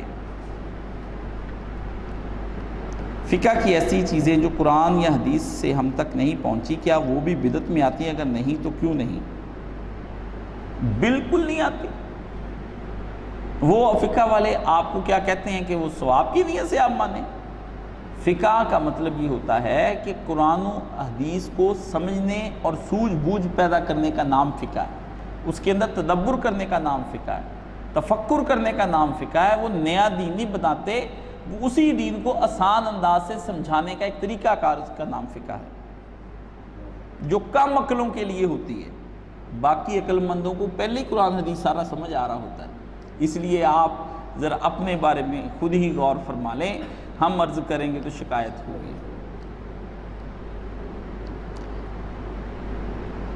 قرآن کے مقابلے میں قرآن کی آیت آ جائے تو کیا کیا جائے؟ فیصلہ کون کرے گا اور کیسے؟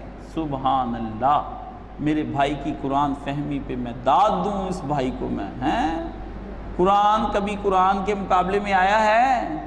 کبھی نہیں آتا۔ اور قرآن مجید تو یہ کہتا ہے کہ قرآن کی بعض آیتیں یفسرہ بعضات دوسری جگہ اس کی وضاحت کرتی ہیں، مقابلے میں نہیں آتی۔ میرے سونے پیارے پیارے بھائی، قرآن مجید کی بعض آیتیں بعض آیتوں کی تفسیر کرتی ہیں، مقابل نہیں آتی۔ مقابل کسی اور شے کا نام ہے، تفسیر کرنی اور ہے۔ کہیں پر وہ مجمل انداز میں ہے اور کہیں وہ مفصل انداز میں ہے، تو ہر مختصر کو مفصل کی جگہ پر کھول دیا گیا ہے۔ اور اس کے لیے اگر تم نے پڑھنا ہے قرآن کی بعض آیتوں کو بعض آیتوں کے ذریعے سمجھنے کے لیے، تو حضرت مولانا ثناء اللہ امرتسری رحمۃ اللہ علیہ نے اپنی تفسیر عربی زبان میں لکھی ہے۔ وہ عربی زبان والی تفسیر جو ہے وہ بڑی شاندار ہے، اگر کوئی پڑھنا چاہے تو اسے لے کر پڑھ لے، بہت پیاری کتاب۔ نیکی کی تلقین کرنے کا کب آغاز کیا جائے گا؟ کون کرے گا؟ کس کو کرے گا؟ کس ترتیب سے کرے گا؟ ہائے او ربا میرے، ہیں تیرے میں قربان جاؤں سوال پوچھنے والے، گھر میں بیٹھ کر تو سیکھنا چاہتا ہے نیکی کی تبلیغ؟ اللہ کے بندے، نیکی کی تبلیغ کے لیے پتہ ہے صحابہ کرام نے کتنی ماریں کھائی ہیں؟ وہ بلال کے سینے پہ پتھر رکھے جانے، وہ خباب کو جلتے ہوئے کوئلوں پہ لٹا دینا، وہ سمیہ کا چرتا ہوا جسم، وہ نیزوں سے انیوں سے جسموں کو چھید دینا، وہ گردنیں اڑ جانا، وہ احد و بدر، وہ خندق و احزاب، وہ محمد رسول اللہ کا طائف، وہ شیب ابی طالب کی گھاٹیاں، وہ محصورین کی بھوک، وہ محصورین کی پیاس، بلکتے بچے، تعیش والے گھروں کو چھوڑ دینا، وہ ہجرتیں، وہ ریگستان، وہ صحرا، وہ غار ثور و حرا۔ کس کی بات کرتا ہے میرے بھائی؟ ہیں میں تیرے مزار کی جالیوں کی مدحتوں میں گم رہا، تیرے دشمنوں نے تیرے چمن میں خزاں کا جال بچھا دیا۔ یہ نعتیں پڑھنے سے نہیں تبلیغ ہونی، یہ توحید کی وہاں نظمیں پڑھنے سے تبلیغ نہیں ہونی، یہ تو کچھ اور ہے۔ اس راہ کے مسافر اور ہیں، یہ قدم قدم بلائیں، یہ سواد کوئے جانا، جنہیں زندگی ہو پیاری وہ یہیں سے لوٹ جائیں۔ کس کے بارے میں بات کرتا ہے؟ تجھے اپنی جوانی کے دنوں میں اپنے سکول چھوڑنے پڑ جائیں گے، کالج چھوڑنے پڑ جائیں گے، ڈگریاں چھوڑنی پڑ جائیں گی، تیرا مستقبل اس دنیا کے حوالے سے تاریک ہو جائے گا، لوگ تجھے بے وقوف اور احمق کہیں گے، تجھے اپنی ذہانتیں پگھلتی ہوئی محسوس ہوئیں گی، تجھے اپنی صلاحیتیں ختم ہوتی محسوس ہوتی ہوں گی، والدین کی ساری امیدیں ٹوٹ جائیں گی، لوگ تیرے اوپر توقع کریں گے یہ دنیا کا بڑا معروف سائنسدان یا بڑا بریسٹر اور بڑا جج اور بڑا سائنٹسٹ بنے گا، لیکن جب تو سب کچھ چھوڑ چھاڑ کر ایک اللہ کی راہ میں نکل پڑے گا، اس کے دین کو سمجھے گا اور فقر اور بھوک کو اپنا جامہ بنا لے گا، پھر یہ فقر تجھے پتہ چلے گا دین کا کیا۔ اور جب پھر بھی تجھے اپریسیشن نہیں ہوگی، پھر بھی لوگ تجھے گالیاں دیں گے، برا بلا کہیں گے، کوئی ممبر پہ بٹھا کے تجھے سراہیں گے نہیں، کفر کے فتوے جاری ہوں گے، لوگ آ کے جائیں گے اور تجھے سے ناراض ہو جائیں گے، کچھ اپنے ساتھ چلیں گے وہ تجھے چھوڑ جائیں گے، کہیں تیری بیٹھ کر چگلیاں اور غیبتیں ہوں گی، کہیں آنکھوں کے ذریعے سے تجھے نشانہ بنایا جائے گا، کہیں دل سے تیرے لیے بد دعائیں اور حسد ہوں گے۔ میرے بھائی یہ کوئی آسان راستہ نہیں ہے، اس کو چننے کے لیے ایک نگاہ پہ ٹھہرا ہے فیصلہ دل کا، وہ فیصلہ کرنا پڑے گا، اور وہ فیصلہ تجھے یہاں اللہ نے فرمایا وَلَلْآخِرَةُ خَيْرٌ لَكَ مِنَ الْأُولَىٰ، اس دنیا سے اچھی جو ہے آخرت کی دنیا، لیکن اللہ نے کہا بل تؤثرون الحیات الدنیا، تم میں سے کوئی نہیں اس کو چھوڑے گا کیونکہ تم دنیا ہی کو تو ترجیح دینے والے ہو۔ دوست یا مہمان آئے ہوں، گھر اور بے نمازی ہوں یا کسی اور فقہ کو، تو کیا نماز کے وقت آپ خود نماز پڑھ لیں یا پڑھ آئیں ان کو تلقین کیے بغیر تاکہ ان کو کچھ احساس ہو، اگر احساس ہو گیا تو آئندہ وہ خود بھی پڑھتے رہیں گے، یا پھر زبردستی ان کو اپنے ساتھ لے کر جائیں جس سے ان کے بد ظن ہونے کے خطرات بھی ہیں۔ دیکھو جی بد ظن کا جو ظن ہے نا اس نے زے سے لکھا ہوا ہے، اللہ معاف فرمائے، زوئے سے لکھتے ہیں، اس میں بڑی حکمت چاہیے۔ آپ کسی کے گھر ہیں تو اگر وہ فیملی بے نماز ہے نا تو آپ ان کے درمیان جب اذان سن لیں تو انہیں کہیں بھئی نماز کا وقت ہو گیا تو میرا خیال ہے نماز پڑھ لی جائے، ترجیح نماز کو ہے، تو باقی باتیں بعد میں ہو جائیں گی۔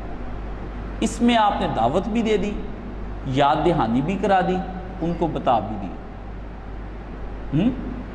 اگر آپ خاتون ہیں تو آپ اپنا مصلی بچھا لیں، ان سے مصلی مانگ لینا، یہ بھی دعوت ہے۔ ان سے پوچھنا کہ وضو کے لیے چپل ہے، یہ بھی دعوت ہے۔ ان کے لیے وضو کے بعد ٹاول ہے، یہ بھی دعوت ہے، ٹھیک ہے نا؟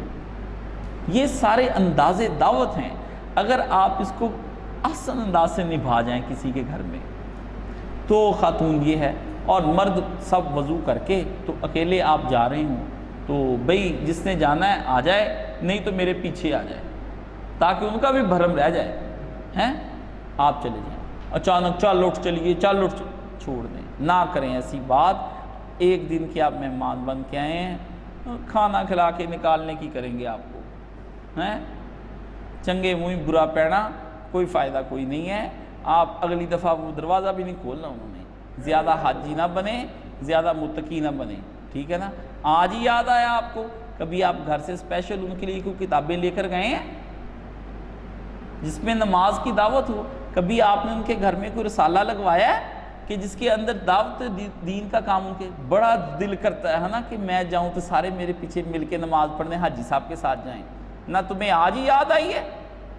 ان کے گھر میں ایک رسالہ لگوا دو جو منتھلی جاتا رہے، ہیں جی 500-1000 روپے کا وہ رسالہ مہینے کے، سال کا وہ لگتا ہے 500 روپے کے رسالے، پتہ چلے۔ نہیں تو ان کو کتابیں گفٹ بھیجو چھوٹی عید پہ، ہے جی اپنے بھائیوں کے لیے۔ اب تو عید کارڈ، بڑا افسوس ہے یہ رائٹروں کو نا، جتنے رائٹر ہیں نا بڑے بڑے رائٹر دانشور، ان کو بڑا ایک المیہ اور افسوس ہے کہ عید گاہ بند ہو گئے، ہم لکھا کرتے تھے، کہاں گئی وہ ہماری روایت؟ ہائے ہائے ہائے ہائے، شرم تم کو مگر نہیں آتی ہیں؟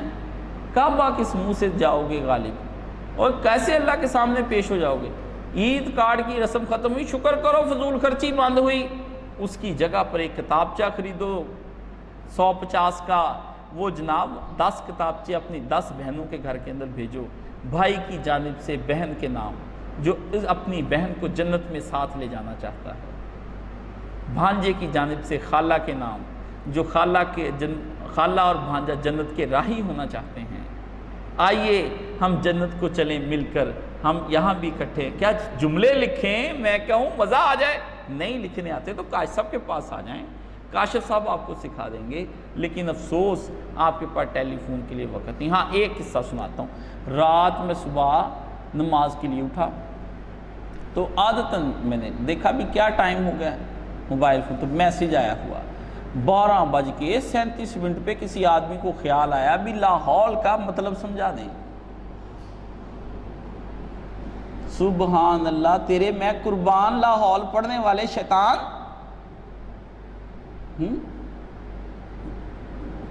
جو لوگ آداب معاشرت نہ سمجھتے ہوں، جن لوگوں کو یہ نہ پتا ہو کہ کسی کی نیند کو کیسے ڈسٹرب ہو، جو راتوں کو کہیں بیٹھے گپے ہانکتے ہانکتے ان کو خیال آ جائے لاہور کے مطلبوں کا، آپ دیکھیں یہ لوگ ہیں۔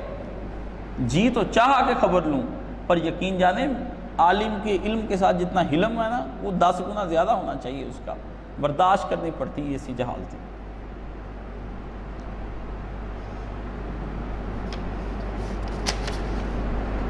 آخری سوال، گناہ کو تو سب جانتے ہیں اور اگر روکے بھی تو لوگ ساتھ دیتے، لیکن آپ نے ایک بار بتایا تھا کہ ایسے گناہ جو نیکیاں سمجھ کر کیے جاتے ہیں، نیکی والے گناہ، ان کو کیسے روکیں، روکنے پر فتوے لگ جاتے ہیں۔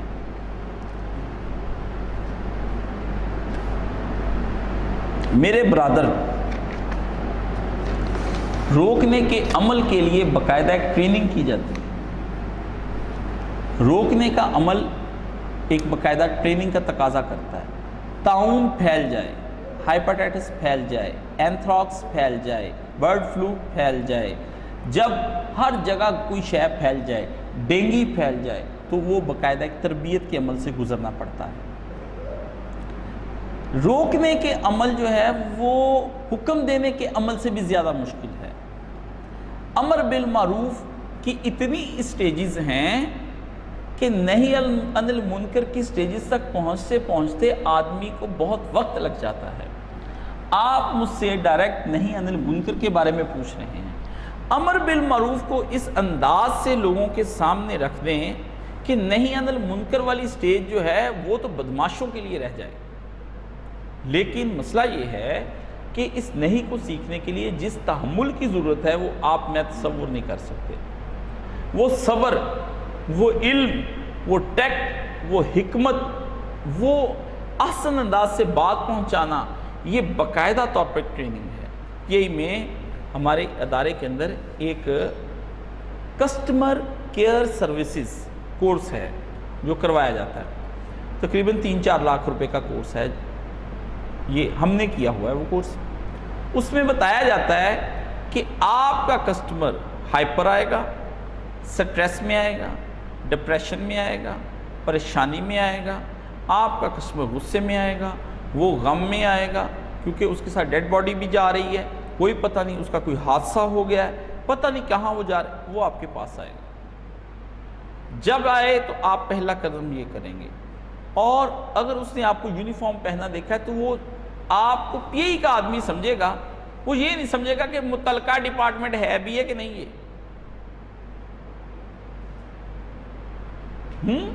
یونیفارم تو وہ آپ سے فوری طور پر اپنی مدد کا تقاضا کرے گا۔ ایسے میں جب وہ اتنی الجھنوں کا گرفتار ہو، آپ کو کرنا کیا ہے؟ یہ بات وہ سمجھاتے ہیں، اور اس میں good conversation on telephone, how may I help you sir، سکھایا جاتا ہے. السلام علیکم کاشف PIA ہاؤ میں ہیلپ یو. اسے فون پر پتہ جناب والی میں آپ کی کیسے خدمت کر سکتا ہوں. اب مجھے بتائیے جب ایک آدمی اسلام کے بارے میں آپ سے ڈسکشن کرنا چاہتا ہے تو آپ اسے کیسے اس کے ساتھ بات کریں گے؟ آپ تو پڑھتے ہیں اسے اڑتے ہوئے، آپ کے ہاتھ میں تو مفتیوں کی تلوار ہے، آپ تو کفر سے نیچے رہتے ہی کوئی نہیں ہے، آپ کہتے ہیں سارے فتوے آج اسی پہ لگانے ہیں، آپ بحث و جدل ایسے کرتے ہیں جیسے دو کتے بھونک رہے ہوں، آپ تو ہٹتے ہی نہیں ہیں. منہ سے جھاگ، زبان کانپ رہی، جسم کانپ رہا، دوسرے کو لتاڑنا، کوشش فل کے اٹھا کے ملا کھڑا کر کے چال چیت چاروں کرنے. ہاں جی، چکر فریب دھوکہ نہ کریں. یہ جس منصب پر آپ کو آپ کے پیارے نبی چھوڑ گئے ہیں، کنتم امت خیر امت، یہ خیر امت کے جس مقام پہ نبی چھوڑ گئے ہیں، آپ کیا سمجھتے ہیں معمولی؟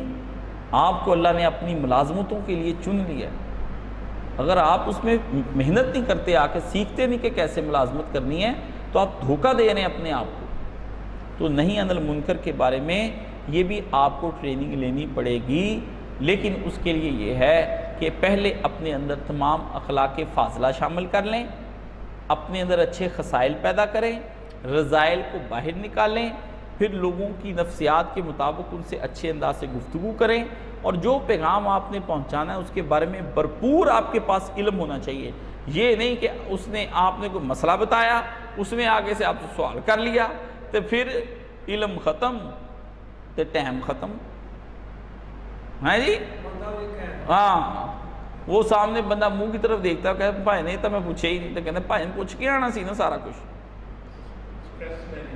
سٹریس مینجمنٹ جو ہے یہ آپ کو اس کو کرنا، آپ کو کور کرنا پڑتا ہے. اس لیے سید مودودی نے اور شورا نے ایک بہت پیاری بات شروع میں کی تھی. جب میں نے پڑھا تھا تو اس پہ بڑا غور کیا، پھر مجھے بڑی دیر کے بعد یہ نقطہ سمجھ میں آیا، اس سے پہلے نہیں میں سمجھتا تھا کیسا. مولانا جب جماعت بنائی تھی تو سارے ملک میں دعوت جب عام کی تو کہا کوئی آدمی ہم 4-5 آدمیوں کے علاوہ کسی دوسرے آدمی کو جماعت کی دعوت کے اوپر جو سوال کیا جائے گا اس کا جواب نہیں دے گا. یا میں مودودی دوں گا، یا مولانا مسعود عالم ندوی صاحب دیں گے، یا مولانا امین حسن اصلاحی دیں گے، یا سید ابو الحسن علی ندوی دیں گے، یا مولانا منظور نعمانی دیں گے. بس کوئی آدمی بھی سوال کہیں شہر میں ہو مرکز کو بھیجے، ہم اس سوال کو دیکھیں گے کہ کہاں سے یہ سوال چلا ہے، ہم رسالے میں چھاپ دیں گے، آپ بحث نہیں کریں گے. کیونکہ ہم 5 آدمیوں نے اپنی پوری زندگی اسلام میں کھپائی ہوئی ہے اور اپنے موقف کو ہم ہی بتا سکیں گے. تم میں سے کتنے ہیں جو جذباتی ہو کر آ گئے ہیں، تم میں سے کتنے ہیں جن کا ناقص علم ہے، کچھ کم علم ہے، کچھ علم تو پورا ہے لیکن ابلاغ کرنے کا فن نہیں ہے ان کے پاس. آپ کو پتا ہے کہ یہ جو موسیقار ہوتے ہیں یہ گلوکاروں سے بڑے فہم زیادہ رکھنے والے ہوتے ہیں. ٹھیک ہے، تو موسیقار گلوکار کو بتاتا ہے کہ آپ نے لے کب اٹھانی ہے، لیکن افسوس کہ موسیقار کے پاس آواز نہیں ہے ویسی ہوتی.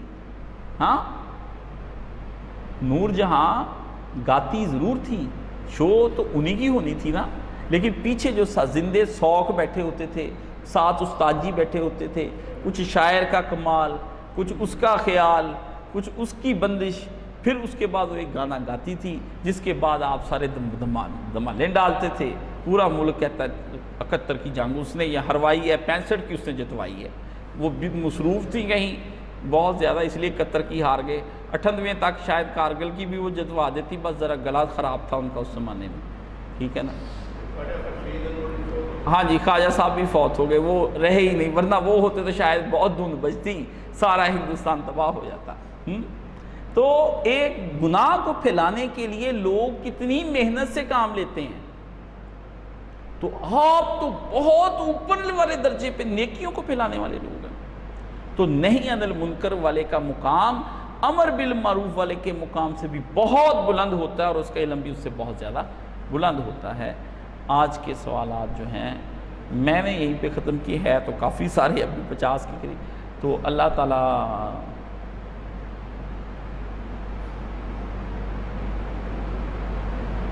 یہ ایک ساتھی کہتے ہیں کہ چلو کاش کوئی پوچھے کہ مدعا کیا ہے. اس کا پہلا مصرع ہے کہ ہم بھی منہ میں زبان رکھتے ہیں. ماشاءاللہ آداب حضور.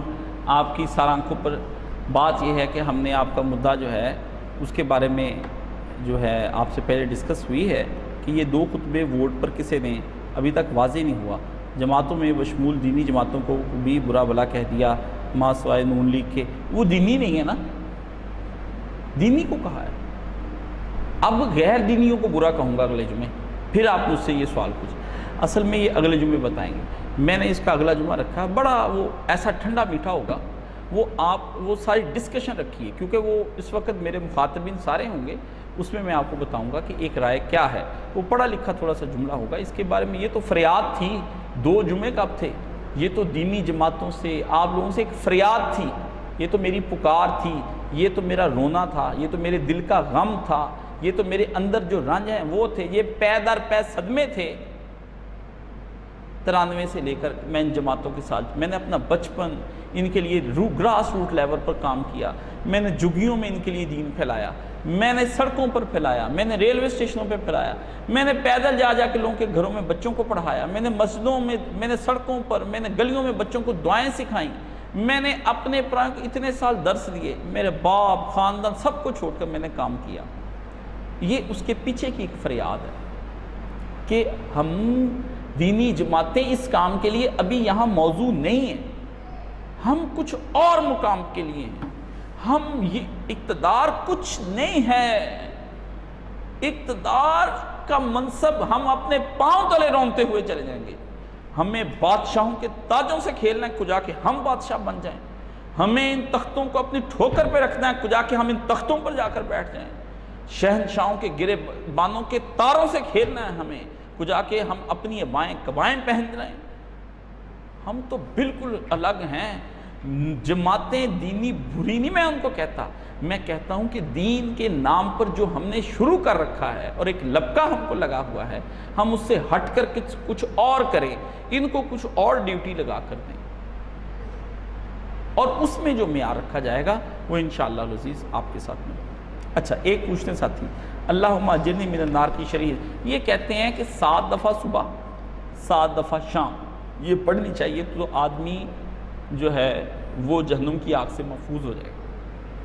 مولانا اسحاق صاحب رحمۃ اللہ علیہ سے میں نے بات کی, میں کہا استاد جی یہ صبح شام پڑھنی چاہیے, تو پھر انہوں نے مجھے بہت بچپن میں کہا نہیں کاشف اس کی روایات اور اس کی اسناد ٹھیک نہیں ہے. بعد میں نے 1-2 جگہ پڑھا, لوگوں نے اس کی سندوں کو ٹھیک کرنے کی کوشش کی, لیکن وہ میں نے اس کی پھر مطالعہ کیا تو میں نے کہا کہ استاد نے جو بات کہی ہوتی ہے نا وہ ایسے ہی نہیں کہی ہوتی, اس کو دوبارہ بھی چیک کر لینا چاہیے, کیونکہ غلطی ان سے بھی چیک پھر کیا پھر بھی ٹھیک نہیں نکلی. اس کی بجائے مجھے مرحومہ نانی یاد ہے, وہ پڑھتی تھی. میں نے کہا امی جی یہ نہ پڑھا کرے آپ. کہتی کیوں؟ میں نے کہا وہ مولوی صاحب کہتی یہ ٹھیک نہیں. کہتی پھر کیا پڑھوں؟ میں نے کہا اس کے بدلے میں انہوں نے مجھے ایک تحفہ دیا, تو وہ تحفہ بڑا پیارا ہے, وہ آپ کو بھی دے دیتا ہوں, آپ کو یاد ہے. وہ اس کی جگہ پہ پڑھا اللہ اللہ ربی لا اشرک بہ شیئا. آپ صبح شام 7 دفعہ پڑھنا ہے, اللہ آپ کو مشرکوں میں نہیں لکھے گا. ایک بات. دوسرا میں نے اس کے بارے میں بتانا تھا, غالباً حدیث میں کہیں ہے, پورا ابھی مجھے نہیں ہے اس وقت مستحضر, جو آدمی حاجتوں کے وقت میں اس کی کثرت کرتا ہے نا, حاجت پڑ جائے کوئی تو اس کو کھلا پڑھ کر اگر اللہ سے دعا کرے تو اس کی دعا ضائع نہیں ہوگی, رد نہیں ہوگی. آخری دفعہ میں نے اپنی نانی امی کو اور اپنی ماں کو نزا کے عالم میں, نانی کو بیماری کے بالکل آخری 2-1 دن میں یہی پڑھایا اللہ اللہ ربی لا اشرک بہ شیئا, کیونکہ ساری عبادتیں دھری کی دھری رہ جائیں گی اگر شرک کہیں آ گیا. اگر آپ سے نادانستگی میں بھی ایسا کام ہو گیا جو شرک تھا اور آپ کو پتہ نہیں چلا تو اس کا ازالہ یہ کال کر دے گا, آپ کے فعل کو یہ کال مٹا دے گا کہ اللہ نادانستگی میں پتہ نہیں کہیں ہو گیا تو ہو گیا, ہم نے تو کوشش کی, ورنہ ہم تو اصلی پوچھے تو شرک میں ہی گزارتے ہیں زندگی, تو ہم ویسے باہوش و حواس ہر وہ شرک جس سے تیرے نبی نے پناہ مانگی اور تو نے قرآن و حدیث میں بیان کیا، ہم اس سے پناہ مانگتے ہیں کہ ہم یہ کہتے ہیں کہ ہم نے ہر اس شرک سے بیزاری ظاہر کرتے ہیں کہ اللہ ہو ربی، 2 دفعہ کہتا ہوں اللہ ہی میرا رب ہے، لا اشرکو، نہ کرتا ہوں، نہ کبھی دانستہ سوچ کر کیا، نہ کروں گا، بھی شیعہ، معمولی رائی کے کروڑویں کھربویں حصے کے برابر بھی شرک نہیں کرتا، ان سے بھی بیزار۔ یہ ایک تو تب بڑا شرک چوکھٹی چملی جا کے ختم، یہ پڑھا کریں، اس کی جگہ پر یہ تحفہ ہے، یہ بڑا پیارا تحفہ ہے۔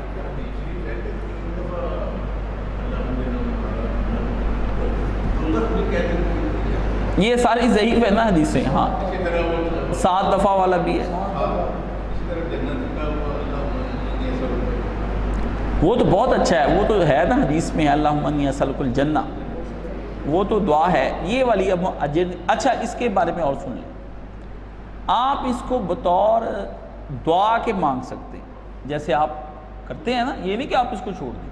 مولانا مرحوم کا اصل اس کے بارے میں یہ قول تھا کہ اگر کوئی ضعیف دعا ہے نا تو اس کو دعا کے طور پر تو مانگ سکتے ہیں، رسول خدا نے جو منسوب ہے نا وہ کر کے نہیں آپ کر سکتے، چھوڑے نا، ایسی دعائیں ضائع نہیں کرتے کہ ان کی عربی آپ کو یاد ہے تو یہ تو بڑی موقع کی چیز ہے، تو آپ کو بشک یاد ہے، تو اس کو معصور دعاؤں میں لکھ لیں۔ معصور کہتے ہیں صالحین سے جو آئی ہوئی دعائیں ہیں اس میں آپ شمار کر لیں، لیکن اس کے ساتھ جو فضائل نتھی ہو جاتے ہیں نا اور پھر رسول پاک کا غیب، وہ کام خراب ہو جاتا ہے، اس سے ہم بھائی بیزار ہیں، اس کو ہم اگر معمولی سا بھی ہے تو ہم نہیں مانتے، کیونکہ رسول پاک صلی اللہ علیہ وسلم کے قول کے برابر دنیا میں سے کسی بشر کا قول برابر نہیں آ سکتا۔ اگر وہم بھی ہو گیا تو ہم بات چھوڑ دیں گے، ہم اسے کسی کا قول، کسی کی رائے سمجھ کر تو مان لیں گے، آقا دو عالم صلی اللہ علیہ وسلم سے، کیونکہ حضور نے کہا کہ من کذب علیہ متعمدا، جس نے مجھ پر جھوٹ باندھ دیا جان بوجھ کر، وہ اپنا ٹھکانہ جہنم بنا لے۔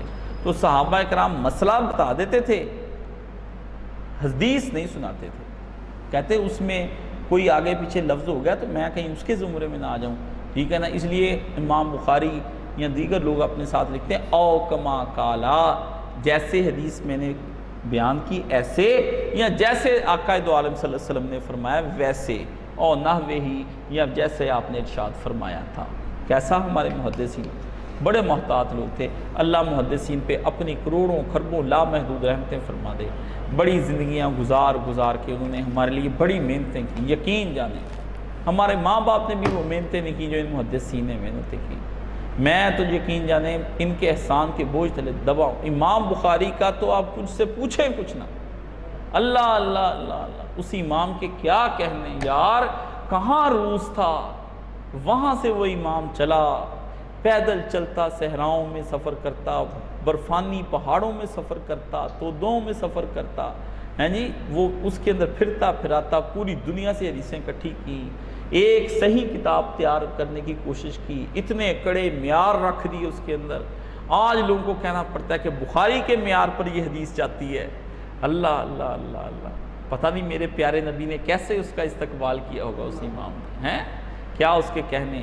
اللہ میرے ایسے اماموں پر اپنی کروڑوں رحمتیں، ان پر ہماری طرف سے سلام پہنچا، ان کی قبروں کو ٹھنڈا کر دے، منور کر دے، وسیع کر دے۔ ایسے اماموں نے ان رجال والے کمال کر دی، جتنا احسان محدثین کا ہے نہ فقہاء کا ہے، نہ اولیاء کا ہے، نہ یہ دوسرے شیوخ الاسلام، کسی کا نہیں، محدثین واحد گروہ ہے کہ اس جیسا گروہ جو ہے نا، حتیٰ کہ آپ مانیں گے، واقعہ بتا کر ختم کروں کہ ایک محدث عالم بہت بڑے تھے، انہوں نے اپنے والد کے بارے میں کہہ دیا کہ میرے ابا جی سے کوئی بندہ حدیث نہ لے، کیونکہ میرے ابا جی جو ہے نا ان کا حافظہ ٹھیک ہی نہیں رہ گیا،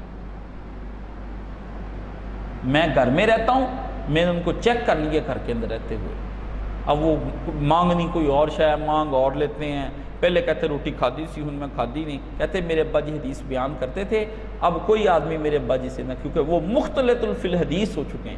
اللہ اکبر، امام مدائنی علی مدائنی نے اپنے باپ کے بارے میں یہ بات کی، اس نے کہا نا نبی پاک کی حدیث آ گئی، ابا اپنی جگہ بہت اچھا، اس کا ادب احترام، پر ابا حدیث کوئی نہیں، صحیح بیان کر رہا ہے، میں تو دس دیا یہ ابا ٹھیک کوئی نہیں، یہ ابا کہاں سے لبا تھا، ٹھیک ہے نا، تو یہ کام ٹھیک کوئی نہیں۔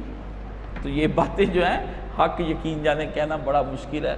میں تو خود ہی حق کہتے کہتے اپنی گھر کے اندر بڑا کچھ منزلیں طے کی ہیں، بڑا سن کے بندہ ابا ہی بیان کر رہا ہو حدیث، اور بعد میں کہ پتر ایسے ہی ہے نا، تو بندہ اب آگے کیا کرے بھی، ابھی تو واز فرما رہے سارے بہن بھائیوں کو یہ بتا رہے، اگر میں کہوں نہیں ابا جی ایسے نہیں ہے، ابا کہ تو میری گل نہیں بات رہا، ٹھیک ہے نا، اسی تو چوال چٹے کیتے ہیں، ماحول خراب ہونے کا اندیشہ۔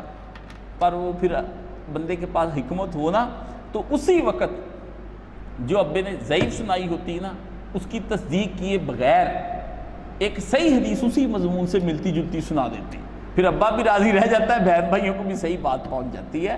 حکمت چاہیے دین کے لیے۔ سبحان اللہ والحمدللہ ولا الہ الا اللہ واللہ اکبر ولا حول ولا قوت الا باللہ، سبحان اللہ وبحمدہ عدد خلقہ ورضا نفسہ وزنات عرشہ ومداد کلماتہ، اللہم اجرنی فی، اللہم اجرنی من النار، اللہم اجرنی من النار، اللہم اجرنی من النار، اللہم اغفر للمؤمنین والمؤمنات والمسلمین والمسلمات الاحیاء منہم والاموات، اللہم اشف کل مریض، اللہم رد کل غریب، اللہم اقض دین کل مریض، اللہم اصلح کل غریب۔ اللہ پاکستان کو امن عطا فرما دے، خوشحالی عطا فرما دے، اسلام کی دولت سے بہرہ مند فرما دے، اللہ ہمیں تحمل کے ساتھ فیصلے کرنے کی توفیق عطا فرما دے، ٹھنڈے دلوں سے ہمیں فیصلے کرتے، اللہم لا تسلط علینا من لا یرحمنا، اللہ ایسے کو ہم پہ مسلط نہ کریں جس کو ہم پہ رحم نہ آئے، ایسے ظالم حکمرانوں کو ہم پہ مسلط نہ فرما، ایسے ظالموں کو نہ لے کر آ ہمیں، اللہم ربنا لا تجعلنا فتنۃ للقوم الظالمین، ظالموں کا تختہ مشق نہ بنا، اللہ ہم پہ رحم فرما، ہمارے چھوٹے بڑے گناہوں کو معاف کر دے اور ہر طرح کی ضرورتوں کو پورا کر دے، اسلام کی نصرت مدد فرما دے اور ہر خیر دے دے جو سرکار کو دیا، ہر شر سے بچا لے، آمین یا رب العالمین۔